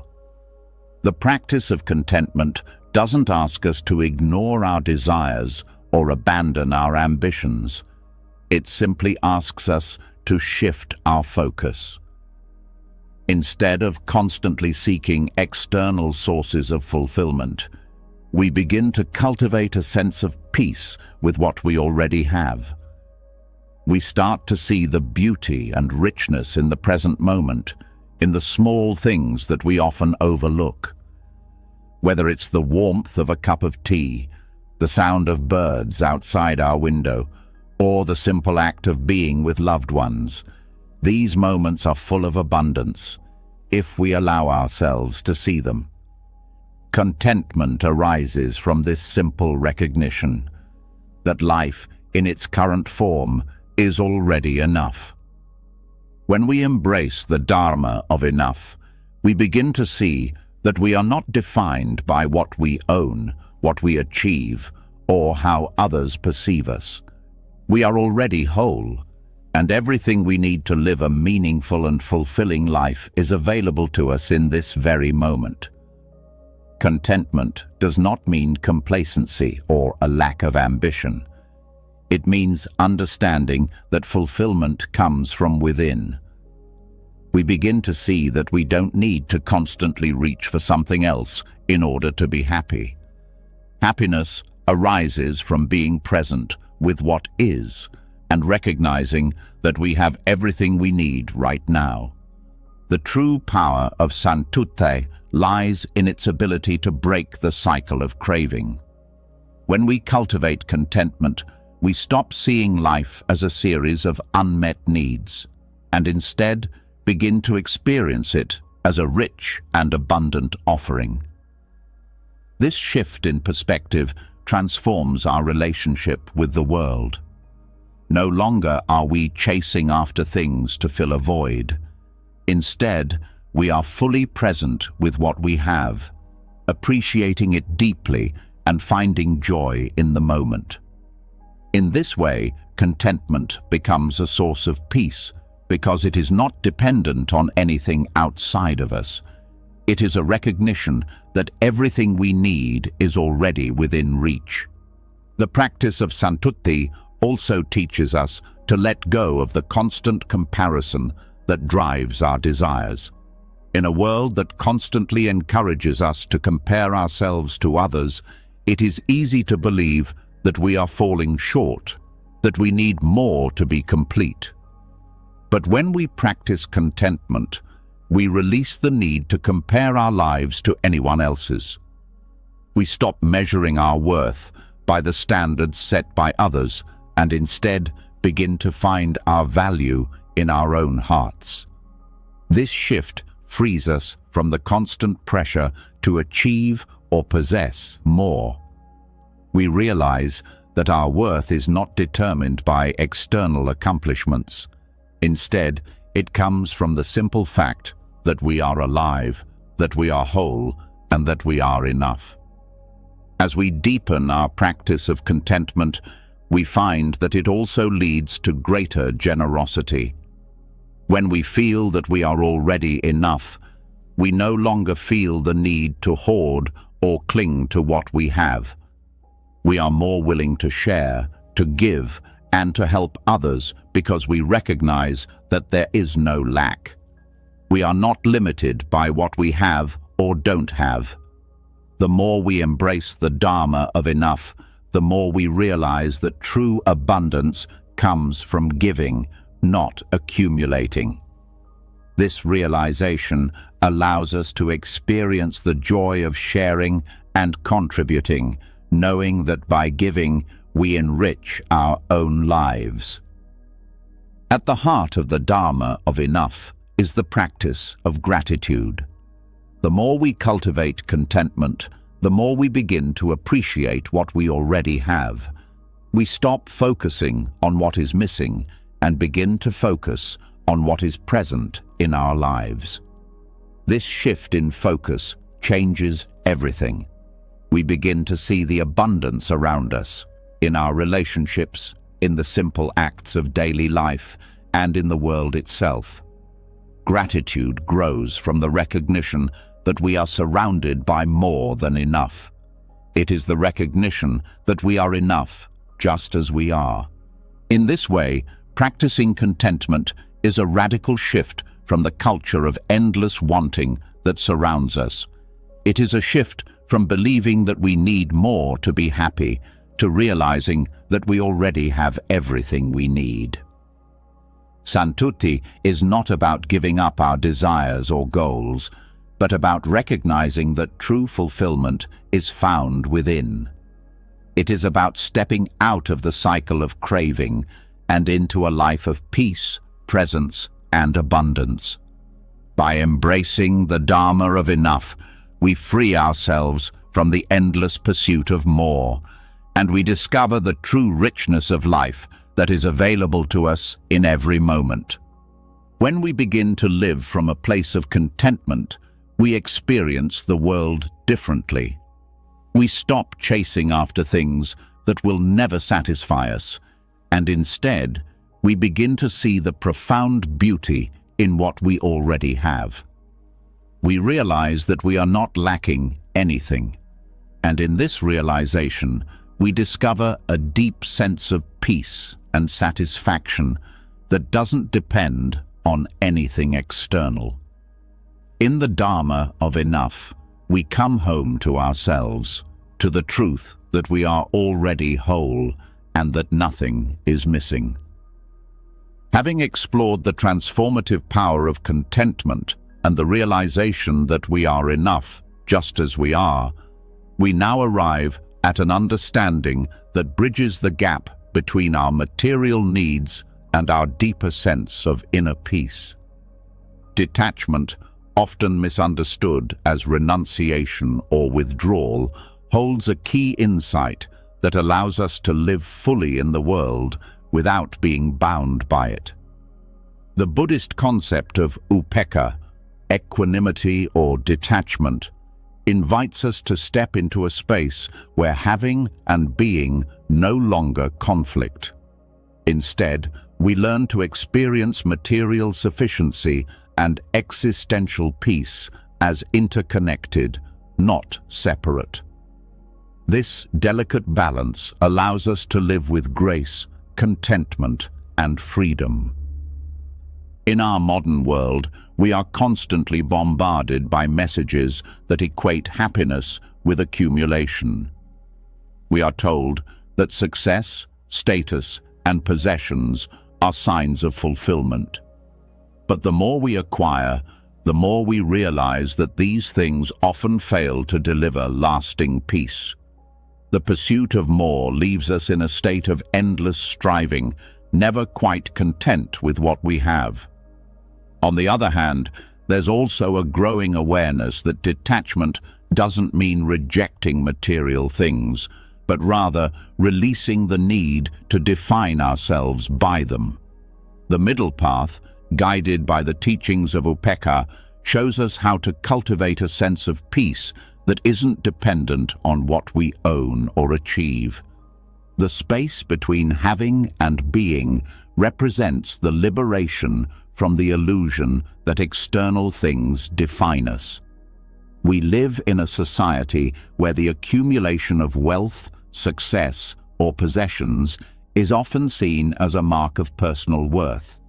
However, Upekkha teaches us that true worth is not found in external conditions, but in the awareness of our true nature. When we detach from the need to have more, we open up space to simply be. This isn't about rejecting life's pleasures or material goods, but about understanding that our peace and happiness are not dependent on them. By practicing equanimity, we learn to live without grasping, to receive without clinging, and to give without attachment. Upekkha doesn't ask us to abandon the world or our desires. It asks us to recognize that our peace is not contingent on what we have or don't have. We begin to understand that true contentment arises from the present moment, from the awareness that we are already complete, independent of external factors.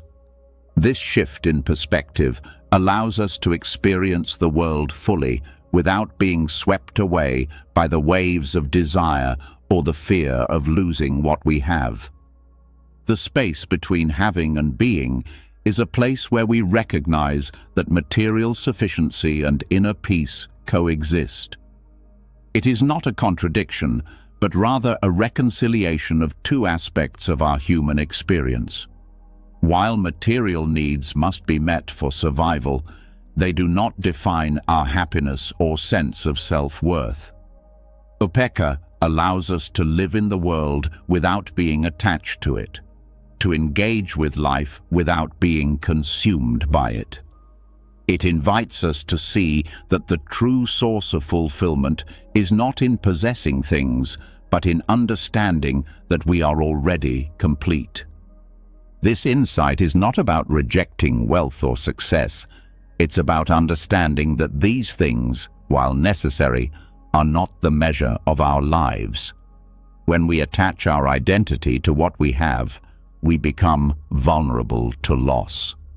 We fear losing our possessions, our status, or our achievements, and in doing so, we place our happiness in something that is ultimately impermanent.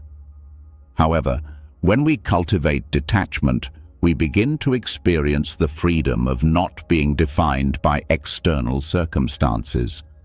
We realize that our true self is not defined by what we have or don't have, but by who we are at the core. In Buddhist teachings, detachment does not mean indifference or neglect. It is a gentle, mindful way of engaging with the world without being attached to the outcome. It is a practice of living fully in the world, but not being bound by it. This middle way frees us from the cycle of endless wanting. When we release our need for more, we discover that we already have enough. This recognition is profound. It brings peace because we no longer feel the need to constantly strive, compare, or accumulate. We are simply at peace with what is. The space between having and being also teaches us the importance of mindful consumption. We begin to recognize that our desires are not inherently wrong, but when we are driven by a sense of lack, they lead to suffering. The key is to consume mindfully, whether it is material goods, experiences, or even food, and to do so without attachment. We learn to enjoy what we have without the need for more. This is not about abstaining from pleasure or enjoyment, but about recognizing that true satisfaction is found in the experience itself, not in the accumulation of things. When we practice upekkha, we experience a shift in our relationship with both wealth and scarcity. We stop seeing wealth as the source of happiness and scarcity as the source of pain. Instead, we recognize that contentment comes from within. Whether we have much or little, we begin to realize that peace does not come from acquiring things, but from the awareness of the present moment. We stop thinking of life as a series of goals to be achieved or obstacles to be overcome. Instead, we see that life itself is a gift, and the experience of being alive is enough. This acceptance of what is brings us peace because we no longer need to chase after something more. This doesn't mean we become passive or indifferent to the world. Upekkha invites us to be active participants in life, but without the need for control or possession. It teaches us that we can engage fully with life without being consumed by it. We can pursue our goals, but we don't need them to define us. We can enjoy the pleasures of life, but we don't need them to give us a sense of worth. By finding the space between having and being, we open ourselves to a life of freedom and peace, free from the pressure of needing more. When we begin to live from this space of detachment, we start to notice a profound change in our daily experience. We are no longer driven by the need for approval, validation, or accumulation. We simply live. We begin to find joy in the simple act of being, in the moments when we are not striving, comparing, or chasing. This is the freedom that comes from practicing detachment. We engage with the world, but we are no longer controlled by it. By embracing upekkha, we dissolve the false belief that our worth is tied to what we have. We begin to see that we are enough just as we are. The space between having and being becomes a space of peace, where material sufficiency and existential peace meet. We no longer need to prove anything, own anything, or achieve anything to feel complete. We are already whole, and that is enough. This realization frees us from the endless chase for more, allowing us to rest in the quiet knowing that we already have everything we need. Living in this space is the ultimate freedom, not the freedom from having things, but the freedom from being defined by them. Upekkha shows us that we can live in the world without being bound by it, and in this freedom we experience the deepest peace. When we stop clinging to the idea that having more will make us happy, we start to realize that being content with what we have is the key to true happiness. This is the path that leads us to lasting peace and fulfillment, a peace that is not dependent on external circumstances, but on the realization that we are already enough. Having explored the freedom and peace that arise from detachment and contentment, we now confront one of the most powerful and unavoidable aspects of life: suffering. It is often seen as something to avoid at all costs, something that signifies that something is wrong or missing. However, in the teachings of Buddhism, suffering, or dukkha, is not just a painful reality to endure.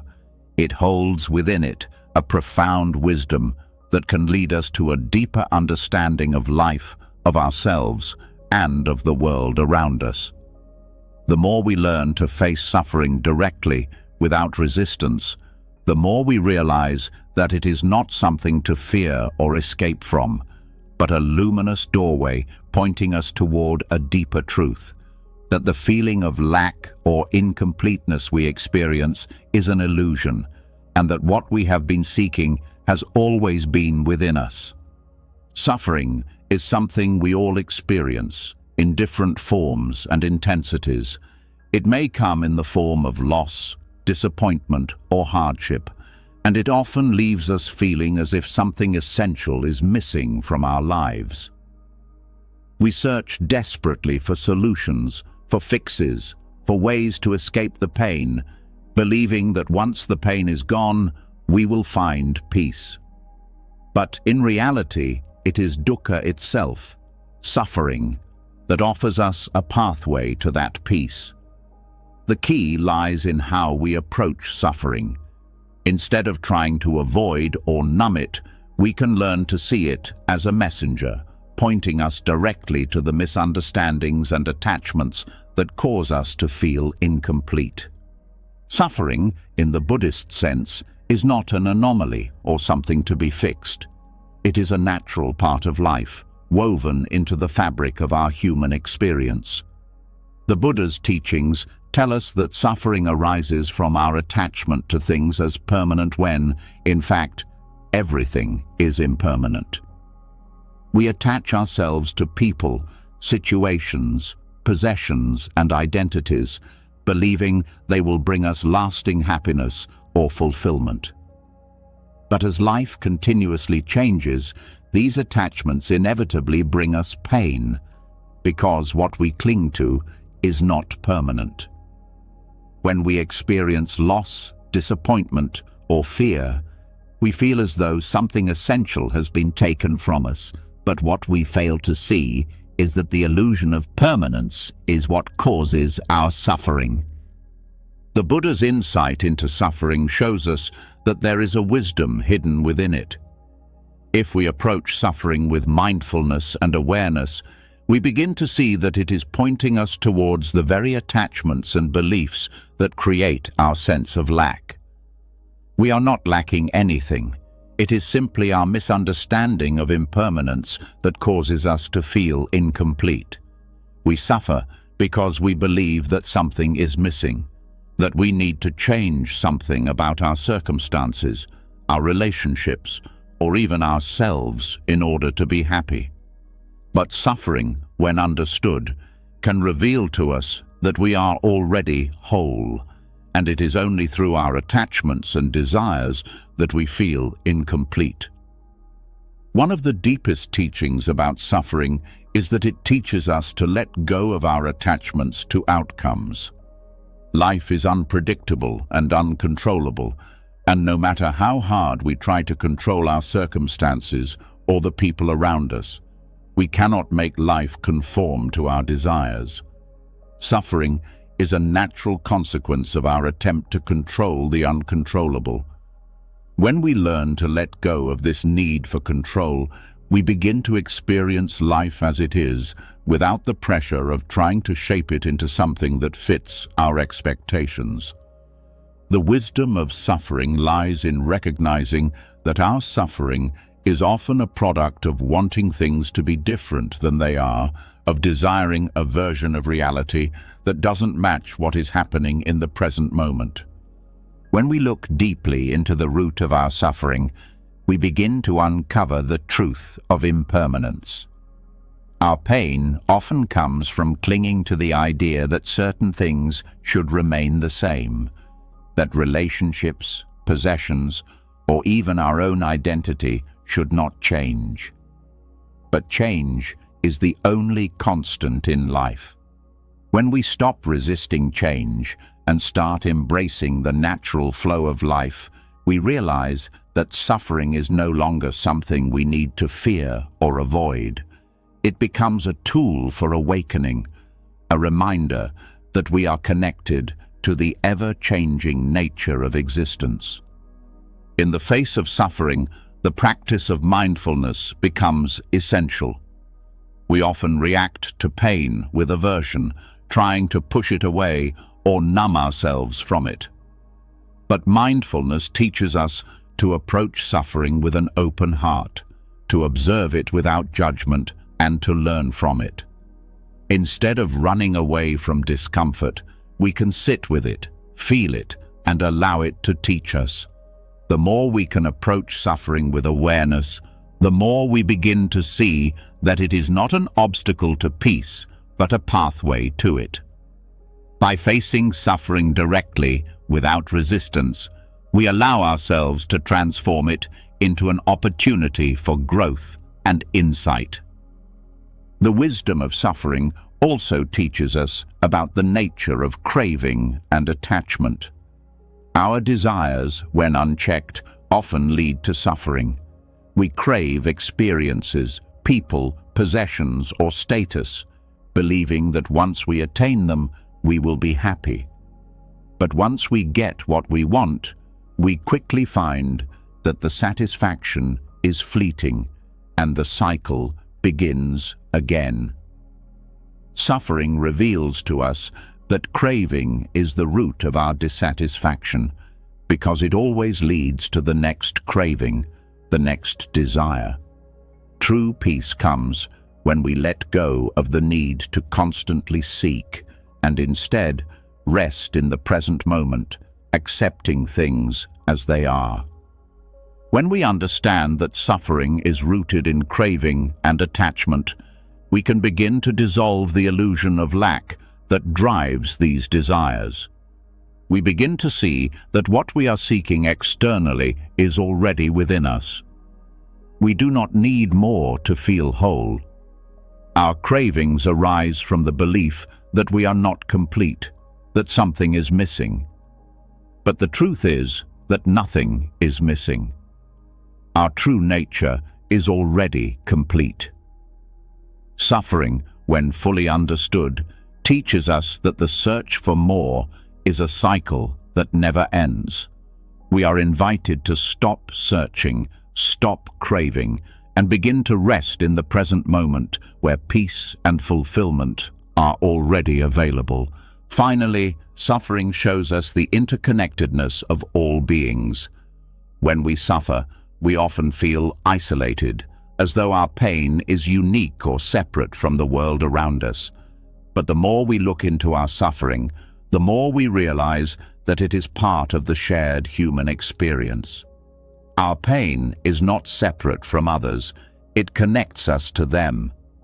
In this way, suffering can be a doorway to greater compassion, not only for others, but for ourselves as well. We begin to see that our own suffering is a mirror of the suffering of others, and that by embracing our own pain, we open our hearts to the pain of the world. This realization deepens our connection to all beings and opens the path to true compassion. Through suffering, we are invited to awaken to the deeper truth that wholeness is always present. We are not incomplete, nor is there anything missing in our lives. Our suffering is an invitation to recognize the illusion of separation, the desire for control, and the attachment to things that do not provide lasting peace. By understanding the wisdom hidden in suffering, we can begin to let go of these attachments and see the world through the eyes of compassion, acceptance, and peace. Having explored the wisdom hidden in suffering and the realization that our true nature is already whole, we now turn our attention to something incredibly simple, yet profoundly transformative: the breath. Often taken for granted, the act of breathing is not just a basic function of life, It is a gateway to understanding the vastness and completeness of the present moment. In the midst of the noise and distractions of life, the breath offers us a powerful tool for grounding ourselves in the here and now. Through mindful breathing, we can reconnect with the boundless presence that lies beneath the surface of our everyday experience. The breath, in its simplicity, carries within it the essence of the universe's completeness.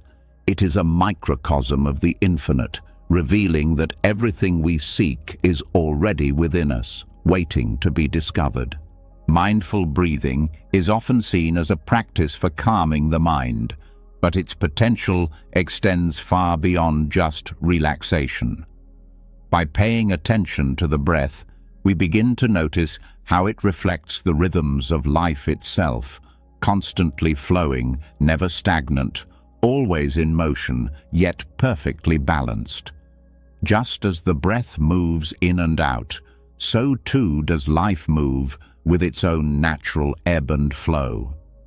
When we practice mindfulness in the breath, we become attuned to this rhythm, allowing it to guide us toward a deeper sense of presence. We realize that, much like the breath, our true nature is ever present, always available to us, waiting to be acknowledged. At its core, the breath is an embodiment of impermanence. Each inhalation is followed by an exhalation, each moment giving way to the next. By focusing on the breath, we experience the truth of change, the natural cycle of in and out, of coming and going. In this simple act of breathing, we are reminded that everything in life is temporary. We cannot hold on to any moment, just as we cannot hold on to the breath itself. But in letting go, in allowing each breath to flow freely, we experience a sense of freedom and peace. We realize that there is no need to control the breath, just as there is no need to control the flow of life. We can simply be with it, allowing it to guide us toward a deeper understanding of our true nature. The breath also teaches us about the interconnectedness of all things. Just as our breath connects us to the world around us, so too does it connect us to every living being. Every breath we take is shared by the air, by nature, by all other beings who are also breathing in this moment. In this way, the breath becomes a symbol of the unity that underlies the diversity of life.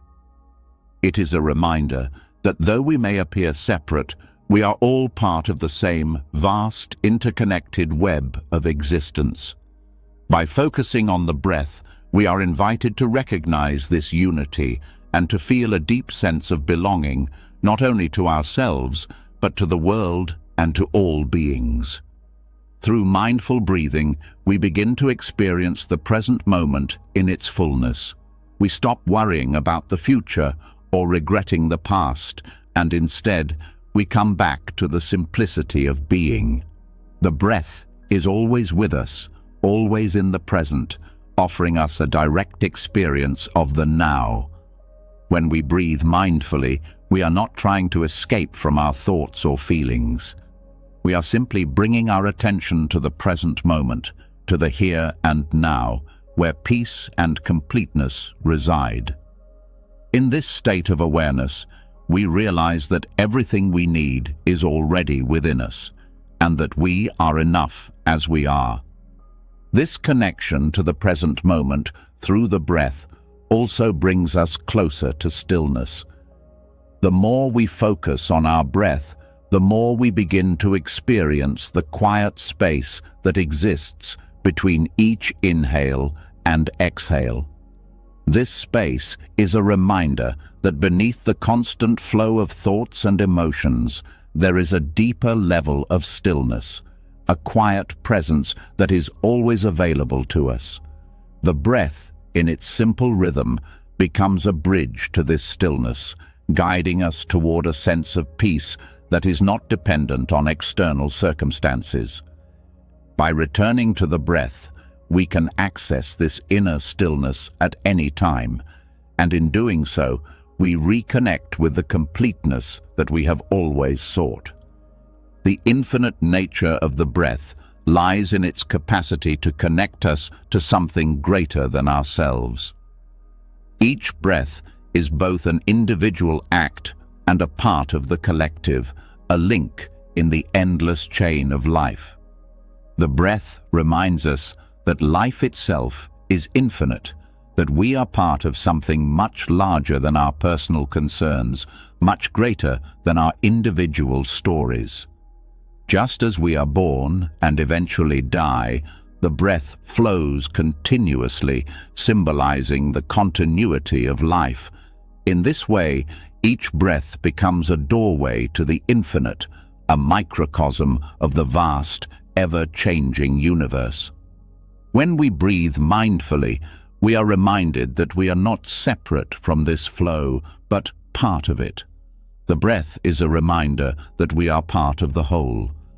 In focusing on the breath, we also begin to cultivate a deeper sense of acceptance. The breath doesn't judge, it simply is. It doesn't strive to be anything other than what it is in that moment. Similarly, when we bring mindfulness to our breath, we begin to accept ourselves as we are, without judgment or expectation. We let go of the need to be different, to change, or to improve. The breath teaches us that we don't need to be anything other than what we already are. In this acceptance, we find the peace that comes from letting go of striving and simply being present. As we practice mindful breathing, we also begin to recognize the profound wisdom that is available in each moment. The breath, in its simplicity, carries within it the essence of life itself, impermanent, interconnected, and full of potential. It shows us that everything is in constant motion, that nothing is fixed or permanent. The breath, as it flows in and out, reminds us that change is not something to fear, but something that is essential to our growth. Just as the breath moves in cycles, so too does life, and in embracing this cyclical nature, we find a deeper understanding of our place in the world. The breath teaches us that life is not something to be controlled, but something to be experienced with openness and acceptance. Through mindful breathing, we are invited to experience the infinite nature of the present. The breath becomes a powerful tool for grounding us in the now, helping us to release the burdens of the past and the anxieties about the future. When we are fully present with our breath, we realize that there is nothing more we need to do or achieve. Everything is available to us in this moment. The breath, in its simplicity, brings us back to the essence of our being, to the completeness that has always been there, waiting to be recognized. In the end, the breath is not just a physical act. It is a profound teacher, guiding us toward a deeper connection with ourselves and the world around us. It reminds us that we are part of the infinite flow of life, and that true peace comes not from seeking outside of ourselves, but from returning to the present moment, to the simple act of being. In each breath, we discover the universe in its entirety, and in that discovery, we find the boundless presence that is our true home. As we move from the simplicity of the breath, a natural tool for grounding ourselves in the present moment, we begin to see that the search for meaning is something far deeper than the pursuit of external goals or achievements. Much like the flow of breath, meaning itself is not something that we need to chase after. The Zen tradition teaches us that meaning is not something we find through constant searching, but something that reveals itself when we let go of the need to control, to chase, or to define it. In the act of surrendering the search, we make space for meaning to emerge naturally, the Zen way of embracing just this. We are often taught to seek meaning in all that we do, to find purpose in our careers, in our relationships, in the goals we set, and in the things we accumulate. But in doing so, we often miss the profound truth that meaning is not something to be obtained, but something that is already present in everything around us. The more we try to define it, the more elusive it becomes. The constant desire to find meaning in our actions, in our experiences, or in our relationships creates a tension, a gap between what we desire and what is actually there. And the more we chase this gap, the further it slips from our grasp. It is only when we let go of the pursuit, when we stop grasping at meaning, that we discover that it is always available to us, already present in the simplicity of each moment. The act of letting go of the chase for meaning is not a passive resignation, but a profound shift in how we relate to the world. We stop seeing life as something to be figured out, something to be solved, and we begin to see it as something to be experienced. In this shift, meaning begins to reveal itself in the ordinary moments of life. The search for meaning often leads us to overlook the richness of the present moment. We are too busy trying to understand or define things, to label them, to categorize them. But when we stop doing this, we begin to realize that the meaning we are seeking is already there in every experience, in every interaction, and in every simple, unadorned moment. Zen, in its simplest form, invites us to let go of the need to constantly seek meaning, and instead to embrace the present just as it is. The idea of just this suggests that meaning does not need to be attached to anything other than the experience itself. When we allow ourselves to be fully present, to experience life without the need for labels or expectations, we discover that meaning arises naturally. It is not something outside of us that we must chase, but something that emerges when we are fully awake and aware of the present moment. This perspective asks us to release the attachment to outcome, to stop identifying with the idea that we must find meaning in everything we do. The more we chase meaning, the more we reinforce the belief that it is something elusive and distant. But when we stop chasing, when we let go of this belief and surrender to the experience of just this, we begin to experience life in its fullness. The moments we once saw as trivial or insignificant begin to shine with purpose, because meaning is not in the destination, but in the journey itself. The Zen way of just this is not about denying our desires or goals, but about realizing that meaning does not reside in the fulfillment of these desires, but in the very act of living itself. The more we chase after meaning, the more we create a sense of lack, as if something is always missing. But when we let go of this pursuit, we realize that everything we need is already here, waiting to be discovered in the present. The meaning of our lives is not something we need to search for or fabricate. It is something that emerges naturally when we stop trying to control it.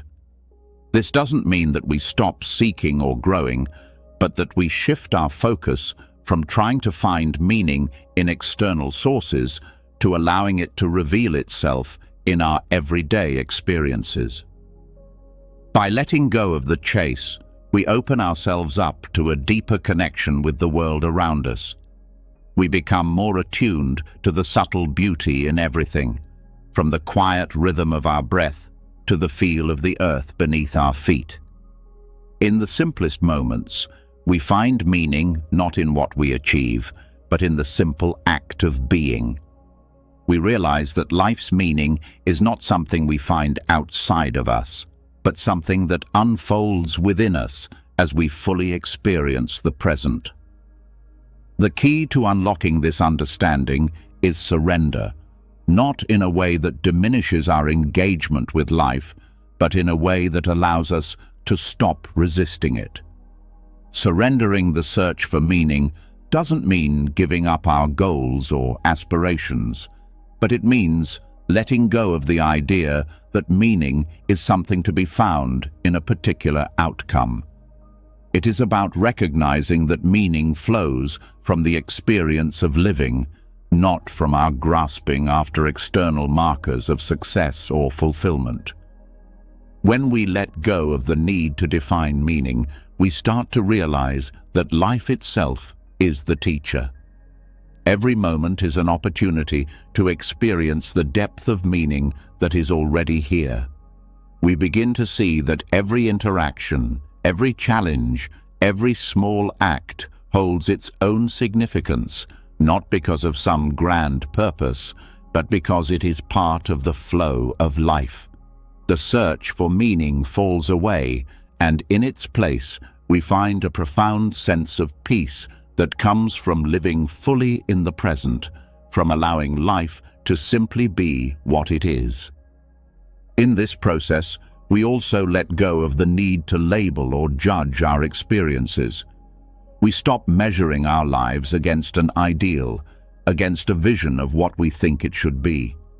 Instead, we begin to appreciate it for what it is in its fullness.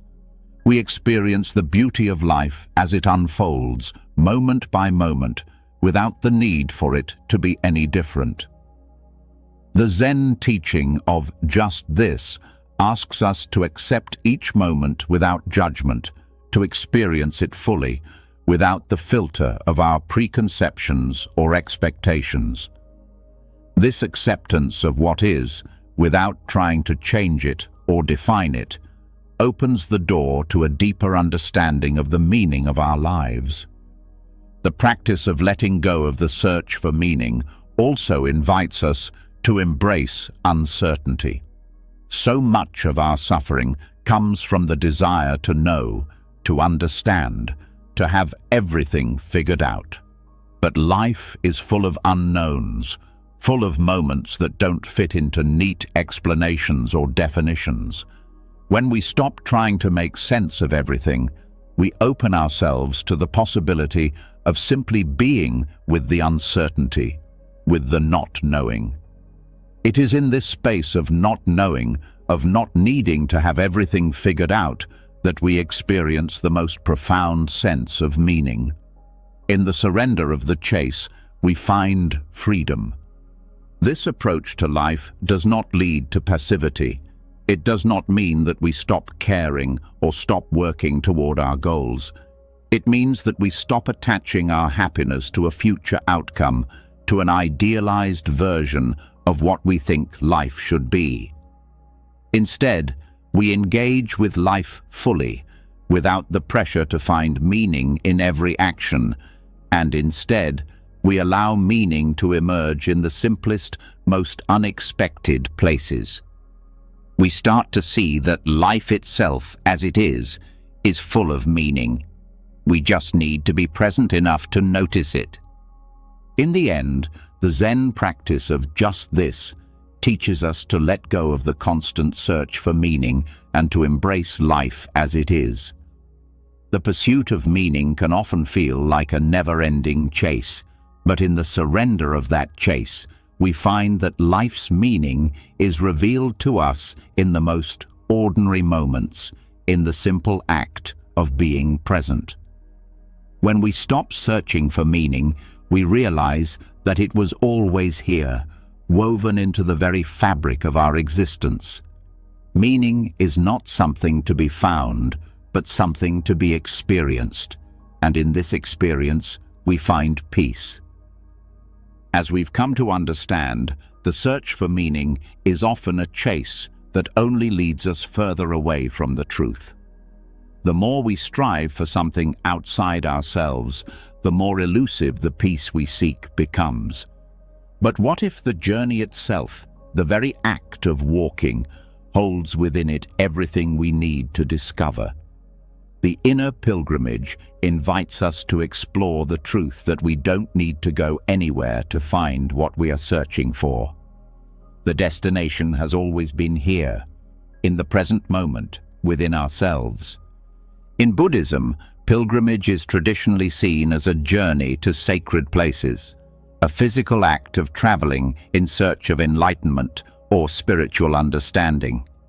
But the deeper truth is that the most profound pilgrimage is the one we take within, where each step is an affirmation of the understanding that we are not seeking something outside of us, but rather awakening to the fullness of who we already are. The idea of an inner pilgrimage helps us realize that we are constantly on a journey, not through external landscapes, but through the terrain of our minds and hearts. Every step we take on this path is a step toward the recognition that the destination, the peace, fulfillment, and understanding we seek, is already within reach. The idea that we are already whole and complete, that we do not need to search elsewhere for our fulfillment, can be both liberating and challenging. We are often conditioned to believe that life is a race, a journey towards some distant goal or achievement. We believe that happiness or peace is something to be earned, something we can only access once we've arrived at a particular place, condition, or state. But the concept of the inner pilgrimage calls us to stop searching for fulfillment outside of ourselves. It teaches us that the process of awakening is not about achieving a future state, but about recognizing the sacredness of every moment. The beauty of this inner pilgrimage is that it is available to us at all times. There is no need to wait for a special moment or a specific event to begin the journey. The steps we take toward peace, clarity, and understanding are already unfolding right now. Every breath we take is a step on this path. Every moment of awareness is a step forward. We don't have to go anywhere or do anything extraordinary to begin our pilgrimage. The journey begins with the realization that the destination is already here, in the present moment. The path is not some far-off place. It is here, beneath our feet, in the daily experiences of life. Each step on this inner pilgrimage, much like a traditional pilgrimage, is not just about reaching a destination. It is about awakening to the wisdom within ourselves as we move through life. The process of walking is as significant as the destination we believe we are moving toward. As we walk, we come to understand that the path itself is sacred, that each step is an opportunity to engage with the present moment, to recognize the interconnectedness of all things, and to experience the deep peace that arises from simply being present.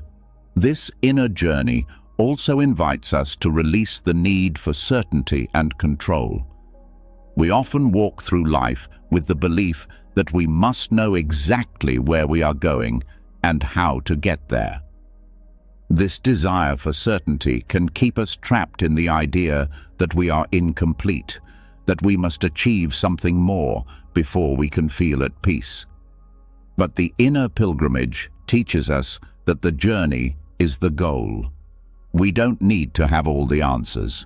We simply need to walk with an open heart and mind, trusting that the steps we take are leading us exactly where we need to be.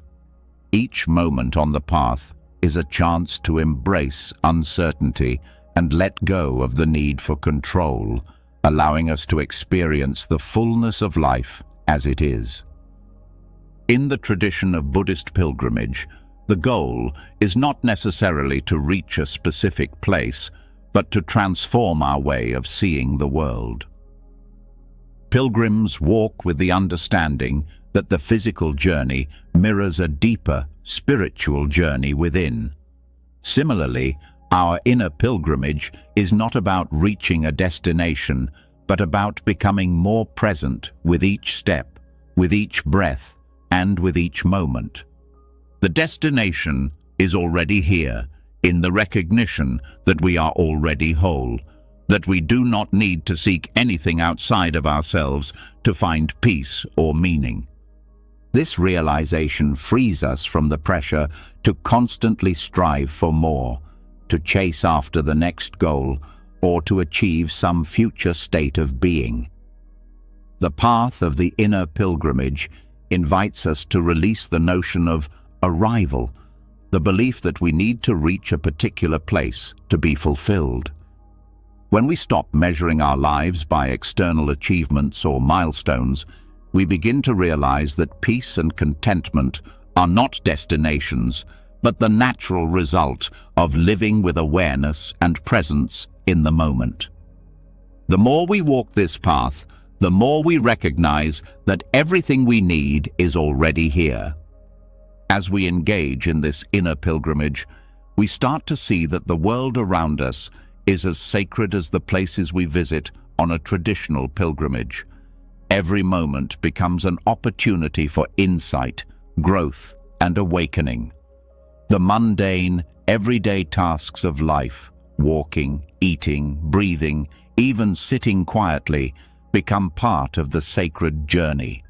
Each step, each action, is an opportunity to engage fully with the present moment and to embrace the impermanence of life.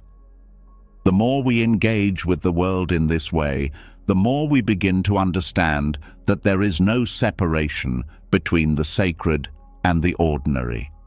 The inner pilgrimage invites us to see the sacredness in everything, to approach every moment with reverence, and to understand that the journey itself is what brings us closer to the truth of who we are. The wisdom of the inner pilgrimage also teaches us to be patient with ourselves. Much like a traditional pilgrimage, the inner journey is not always linear or straightforward. There will be moments of challenge, doubt, and struggle, but these are not signs of failure. They are part of the process of awakening, opportunities to confront the misunderstandings and attachments that keep us feeling disconnected from our true nature.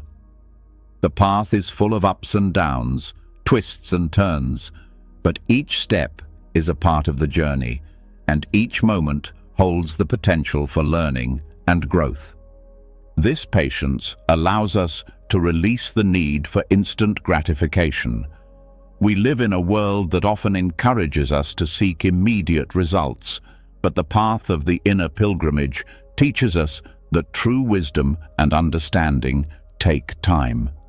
Just as a physical pilgrimage is not completed in a single step, our spiritual journey unfolds gradually.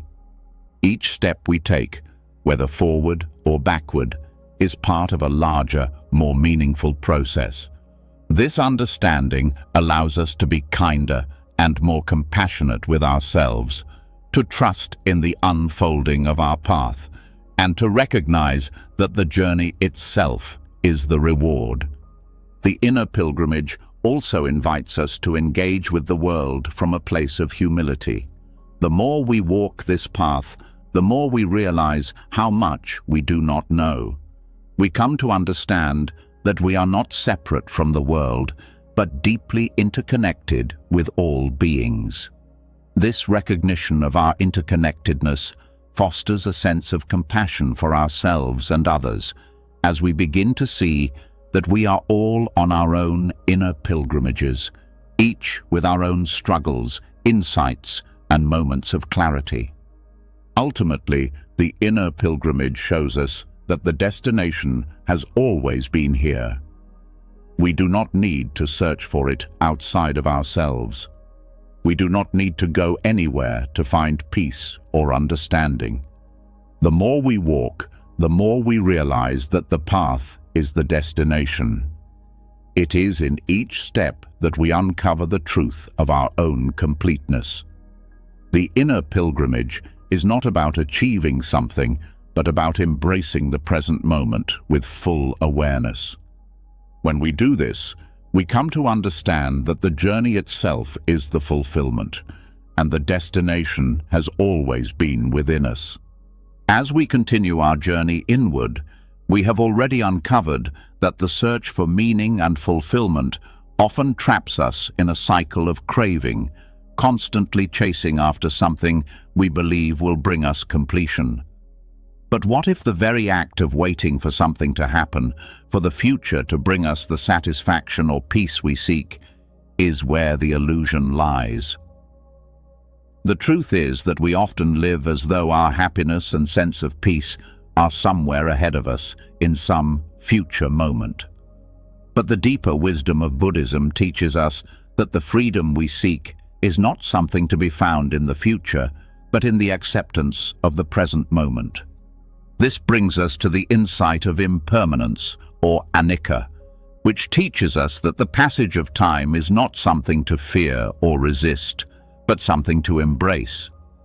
We are often consumed by the past, replaying old stories, reliving mistakes, or clinging to memories. At the same time, we anxiously anticipate the future, hoping for something better, something that will bring us peace or happiness.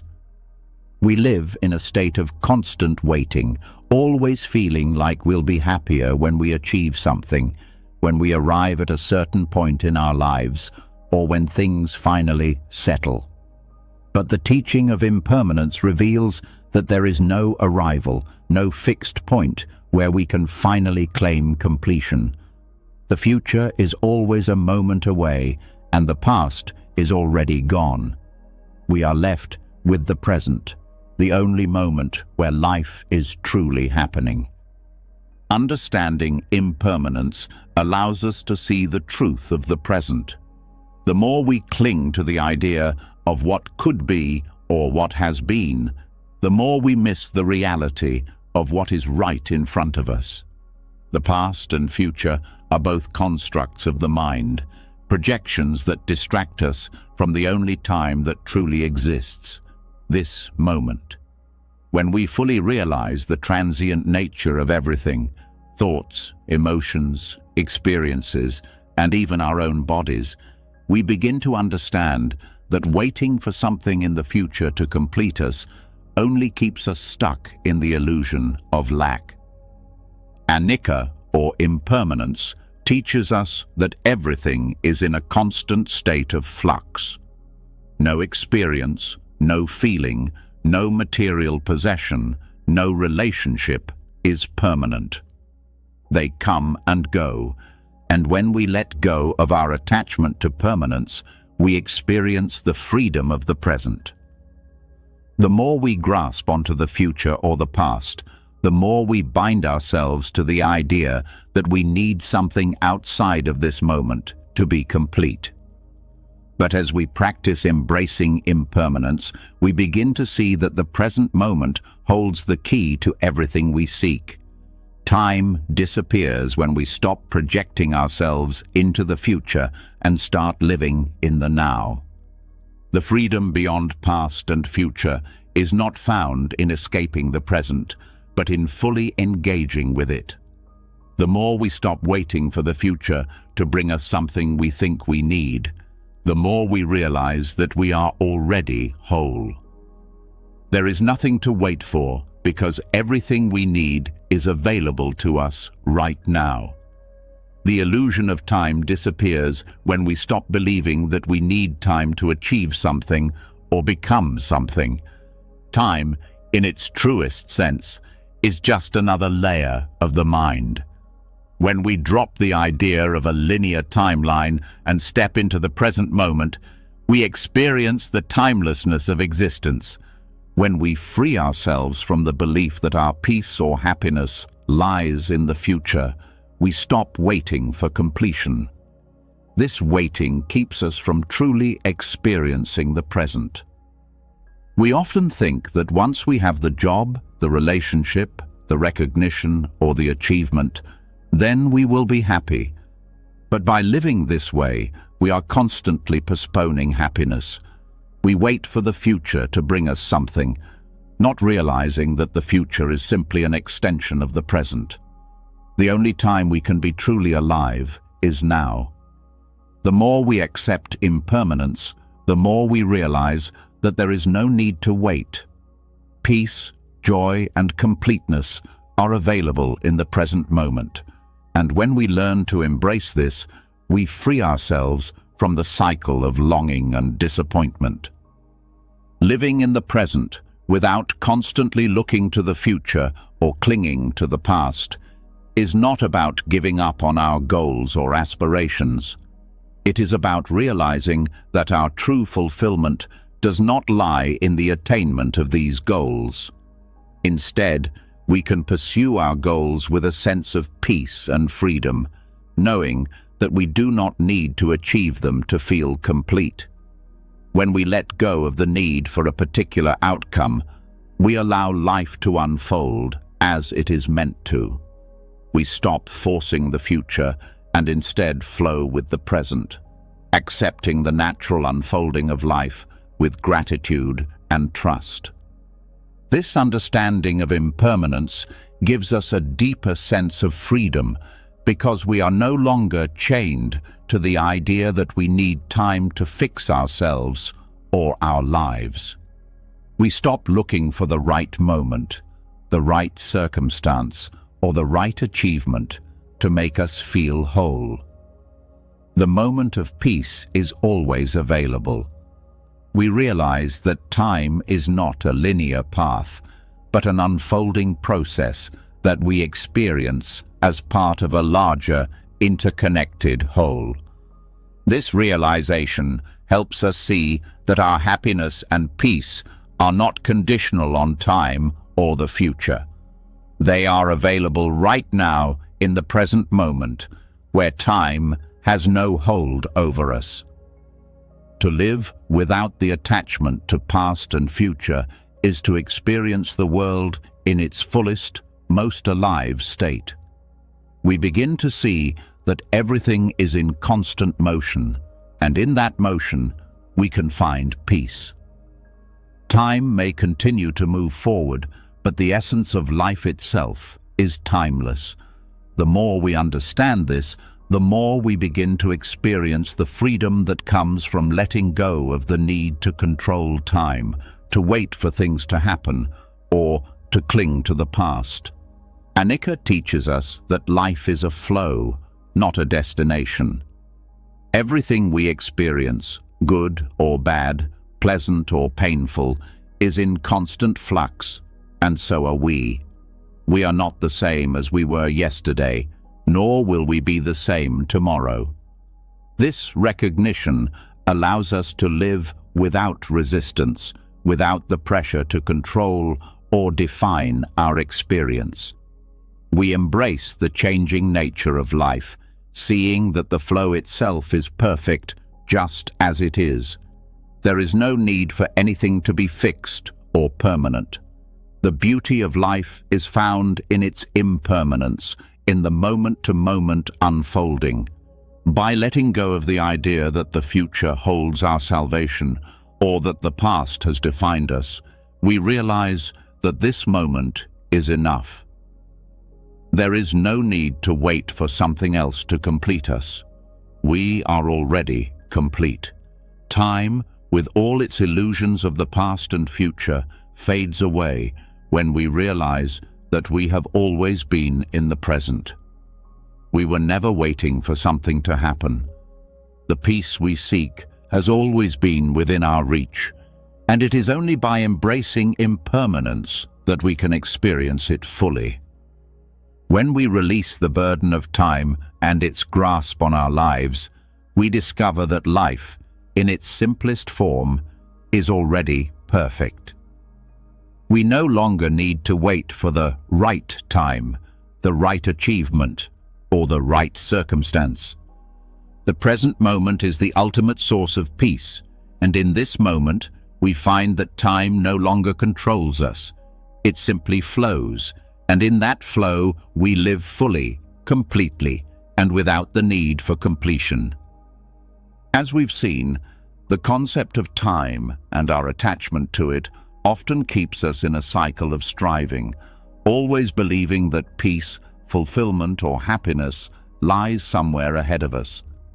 We chase these ideals, pushing ourselves further into the future, when the reality is that peace is available right now, in this moment. But what happens when we let go of the need to constantly pursue something? What if the very act of doing less could lead us to experience the profound realization that nothing is missing, that we are already whole and complete?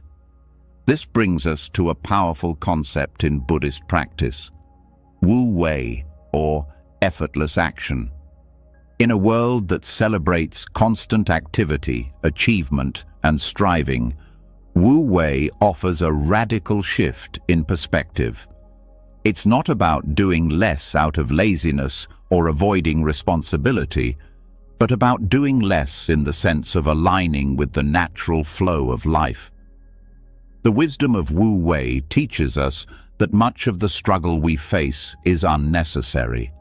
We often exhaust ourselves by forcing, striving, and pushing against the natural course of events. But what if we could allow things to unfold without trying so hard? What if we could embrace the understanding that everything happens as it should, and that trying to force outcomes only causes more resistance and suffering? The key to Wu Wei is not about inaction, but about effortless action, moving with the natural rhythms of life instead of constantly trying to control them. When we practice this concept, we begin to see that less effort often leads to greater results. It's about finding the balance between action and surrender, where we engage with the world fully, but without the tight grip of attachment or control. By releasing the need to force or manipulate situations, we allow things to unfold naturally, and in this unfolding, we find that nothing essential has ever been lacking. This way of living asks us to rethink our relationship with effort.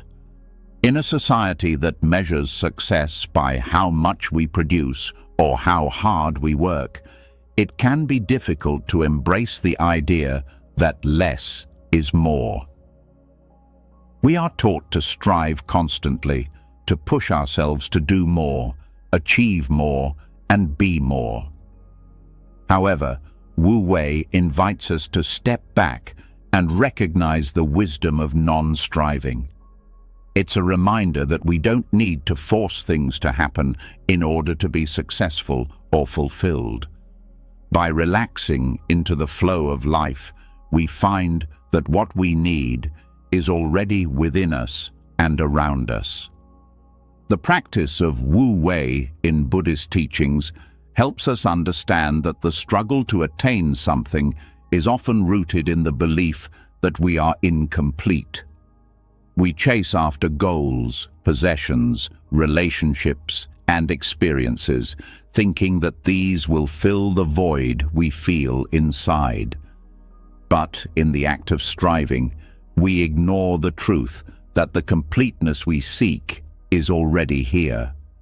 When we stop trying to achieve something more, we realize that our innate wholeness has always been present.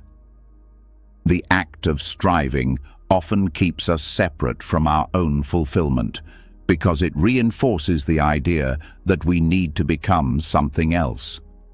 But when we practice effortless action, we dissolve that separation and see that everything we need is already within our reach. Another aspect of Wu Wei is its connection to acceptance.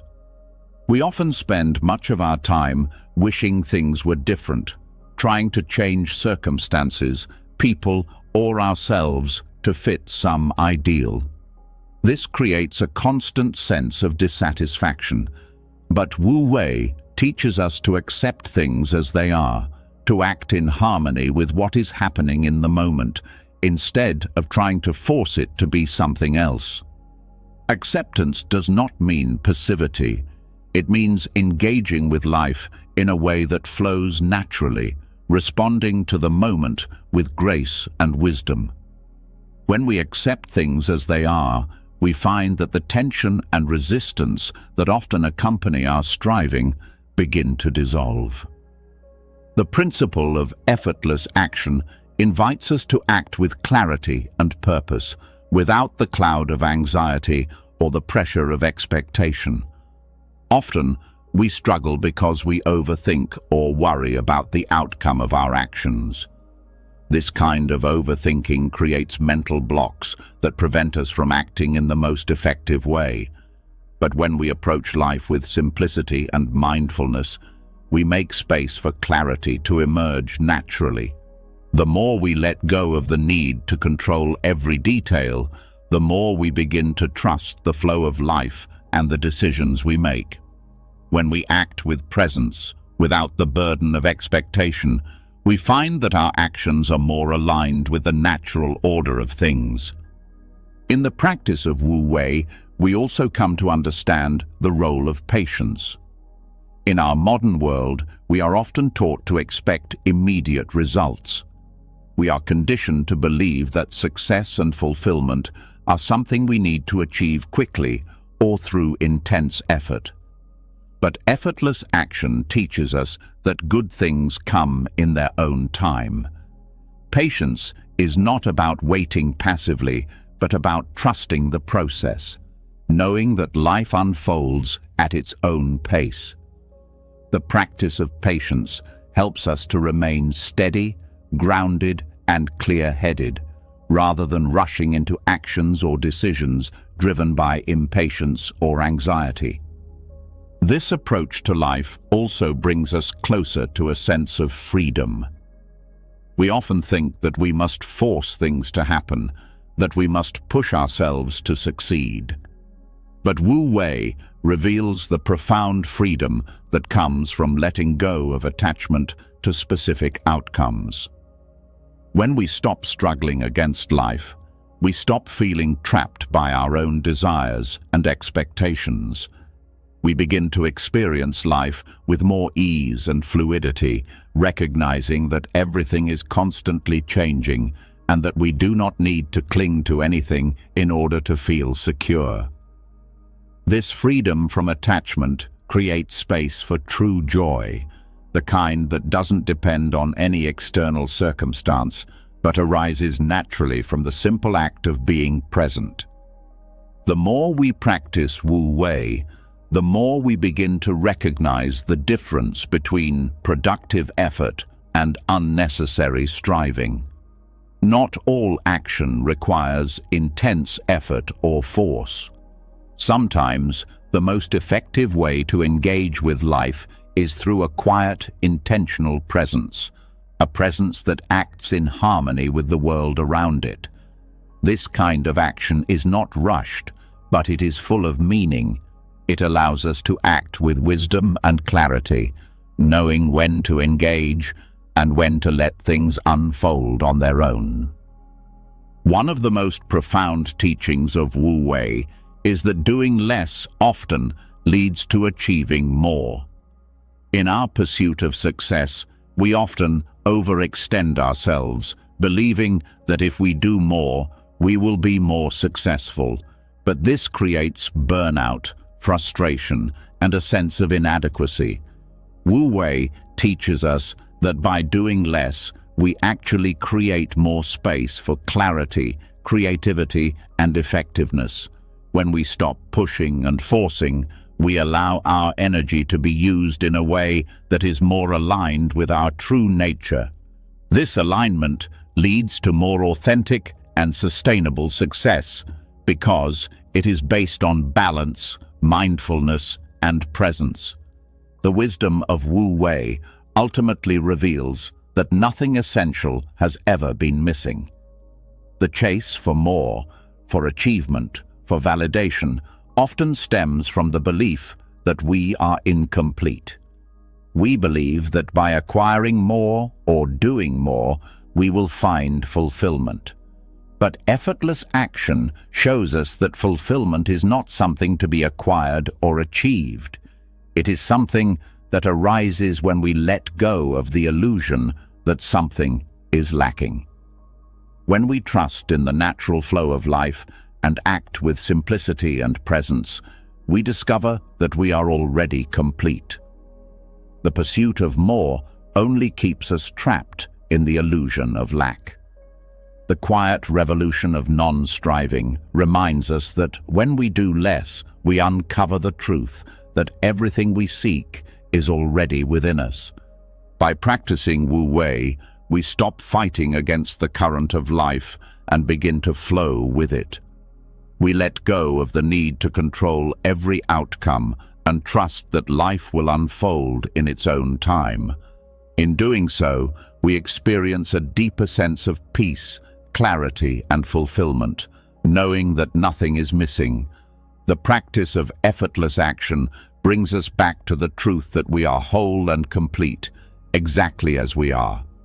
After exploring how effortless action reveals a deeper truth about our inherent completeness, we now shift our focus to something equally profound, yet often overlooked in our daily lives: the chaos and confusion we experience. We often see these moments of struggle, failure, or grief as obstacles or signs that we are off course. But what if these very experiences hold the key to our awakening? The teachings of the Lotus Sutra offer us a different perspective, that even in the midst of life's messiness, we are already whole, and our challenges are not signs of our inadequacy, but opportunities to reveal our true nature. In this, we begin to understand that the path to enlightenment isn't found by escaping from suffering or chaos, but by embracing them as integral parts of our journey. The metaphor of the jewel in the mud perfectly encapsulates this idea.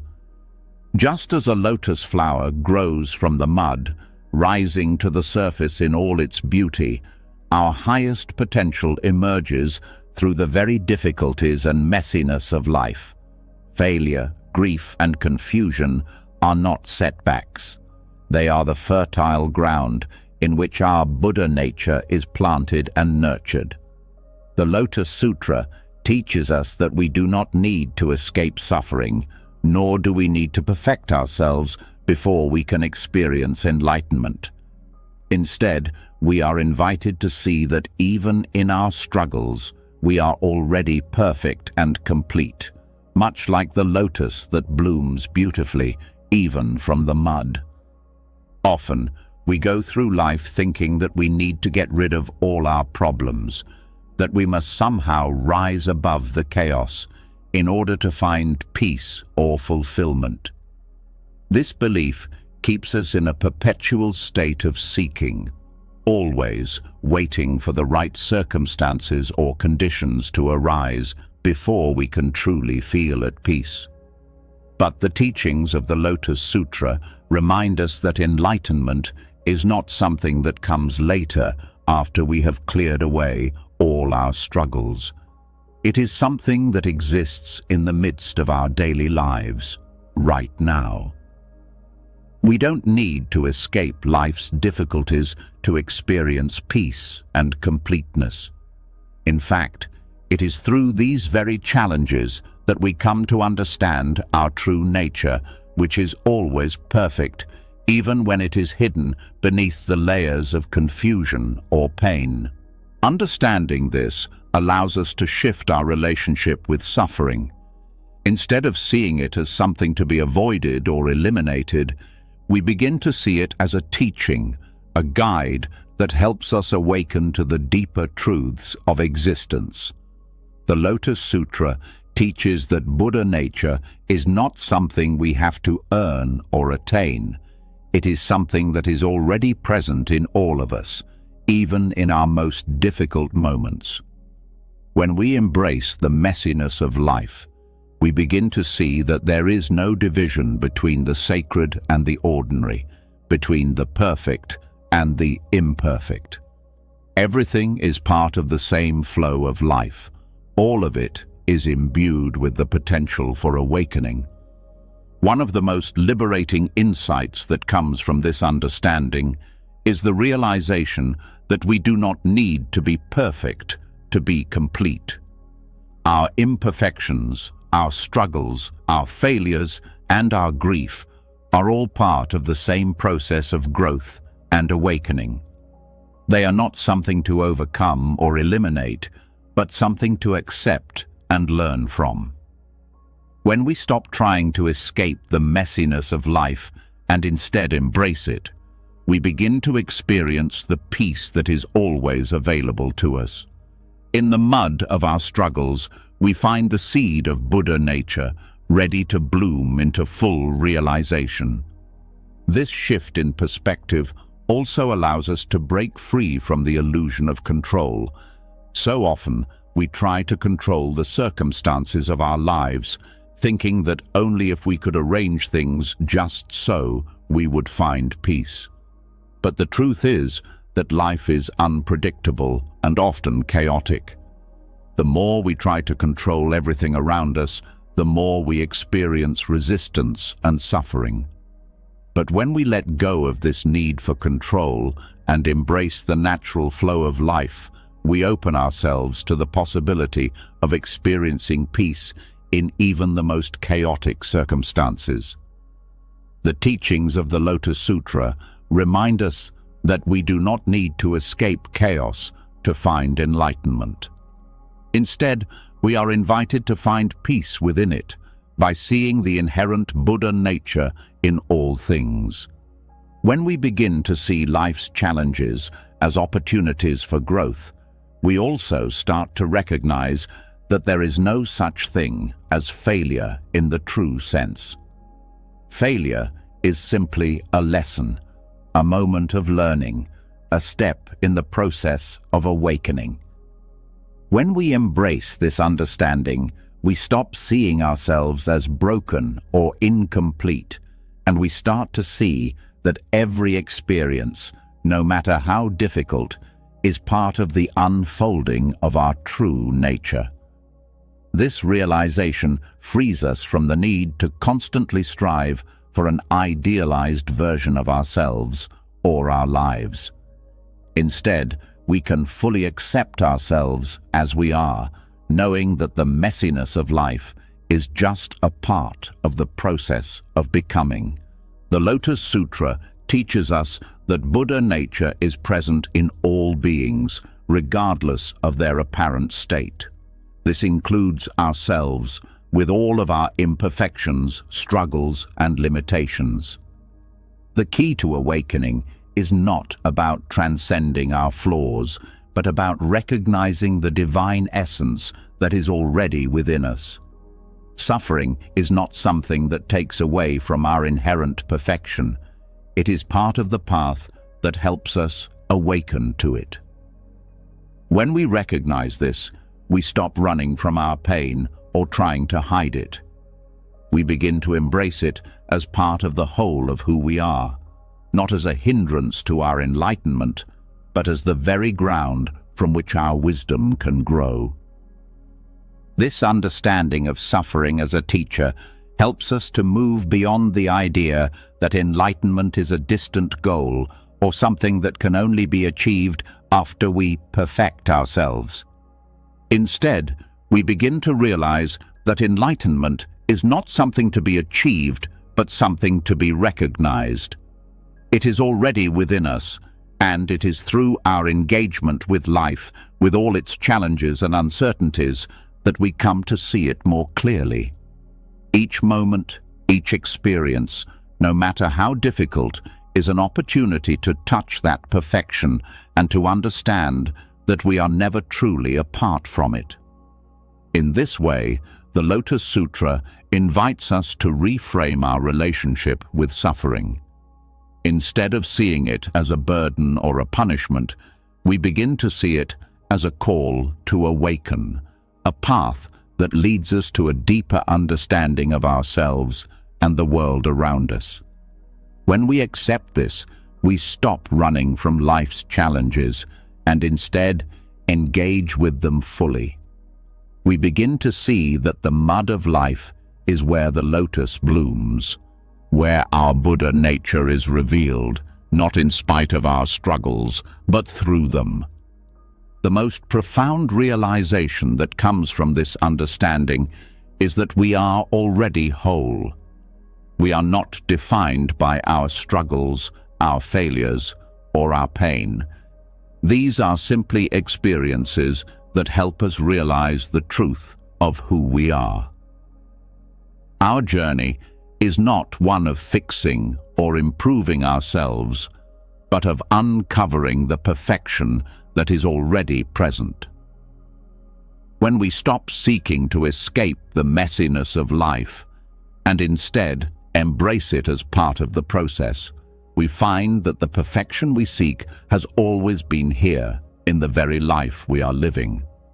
As we've learned to embrace the perfection in imperfection, recognizing that even our struggles are opportunities for awakening, we now turn to a fundamental aspect of our human experience: relationships.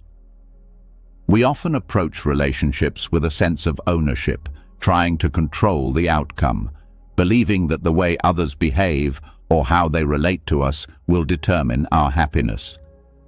But what if true fulfillment in relationships does not come from control, but from letting go of attachment? What if the sacredness of connection lies in loving without possessing, in accepting others exactly as they are, without trying to shape them into something that fulfills our expectations? This shift in perspective reveals a deeper truth about wholeness in relationships. That connection itself, without the burden of control, is what brings true peace. Attachment to outcomes is one of the most pervasive challenges we face in relationships. We often find ourselves waiting for others to act or respond in a way that will validate our worth, or believing that if we could only influence the way someone behaves, our connection would be complete. But attachment creates an illusion. It convinces us that we need someone to be a certain way in order to feel fulfilled. In doing so, we lose sight of the sacredness of the connection itself. When we love with an agenda, when we love for the purpose of gaining something or fulfilling a personal need, we create a barrier to true intimacy. The more we try to control how others behave, the more we distort the purity of connection. True love, as understood through the wisdom of Buddhism, does not seek to possess. It is not about trying to mold another person to fit our desires, needs, or expectations. Instead, it is about allowing others to be themselves, seeing them as they are without trying to change them. This kind of love is rooted in freedom, the freedom to let go of the idea that we can control someone else's feelings or actions, and instead being present with them in their wholeness. When we love without attachment, we open ourselves to a deeper experience of connection because we are no longer bound by the need for others to be a certain way to feel satisfied. In relationships where control is absent, there is a natural flow of mutual respect and understanding. We begin to see that the true fulfillment in a relationship is not found in what we receive or in the way others meet our expectations, but in the sacredness of being present with one another. The connection itself becomes the source of fulfillment, and when we stop attaching to how the relationship should be, we experience a deeper bond that transcends control, ownership, or desire. This shift from attachment to freedom also allows us to approach others with a sense of compassion. When we love without attachment, we are more able to see others for who they truly are, without judgment. We recognize that their actions or choices are not a reflection of our worth, but rather part of their own journey. We stop taking things personally, and instead, we approach the relationship with openness and acceptance. We understand that just as we are on our own path of growth, so are they. This allows us to engage with others in a way that fosters true connection, rather than seeking to fulfill personal needs or desires. The idea of loving without ownership also extends to how we view our relationships with family, friends, and even romantic partners. We often enter into relationships with an unconscious expectation that the other person will fulfill certain roles or meet specific needs. But these expectations can create pressure and stress because they place an unrealistic burden on the relationship. We end up clinging to people, wanting them to stay in our lives in the exact way we envision, when in reality, the true beauty of a relationship lies in its fluidity, in its ability to grow and change naturally over time. Loving without ownership means accepting that people change, that relationships evolve, and that we do not have the power to dictate the course of someone else's life.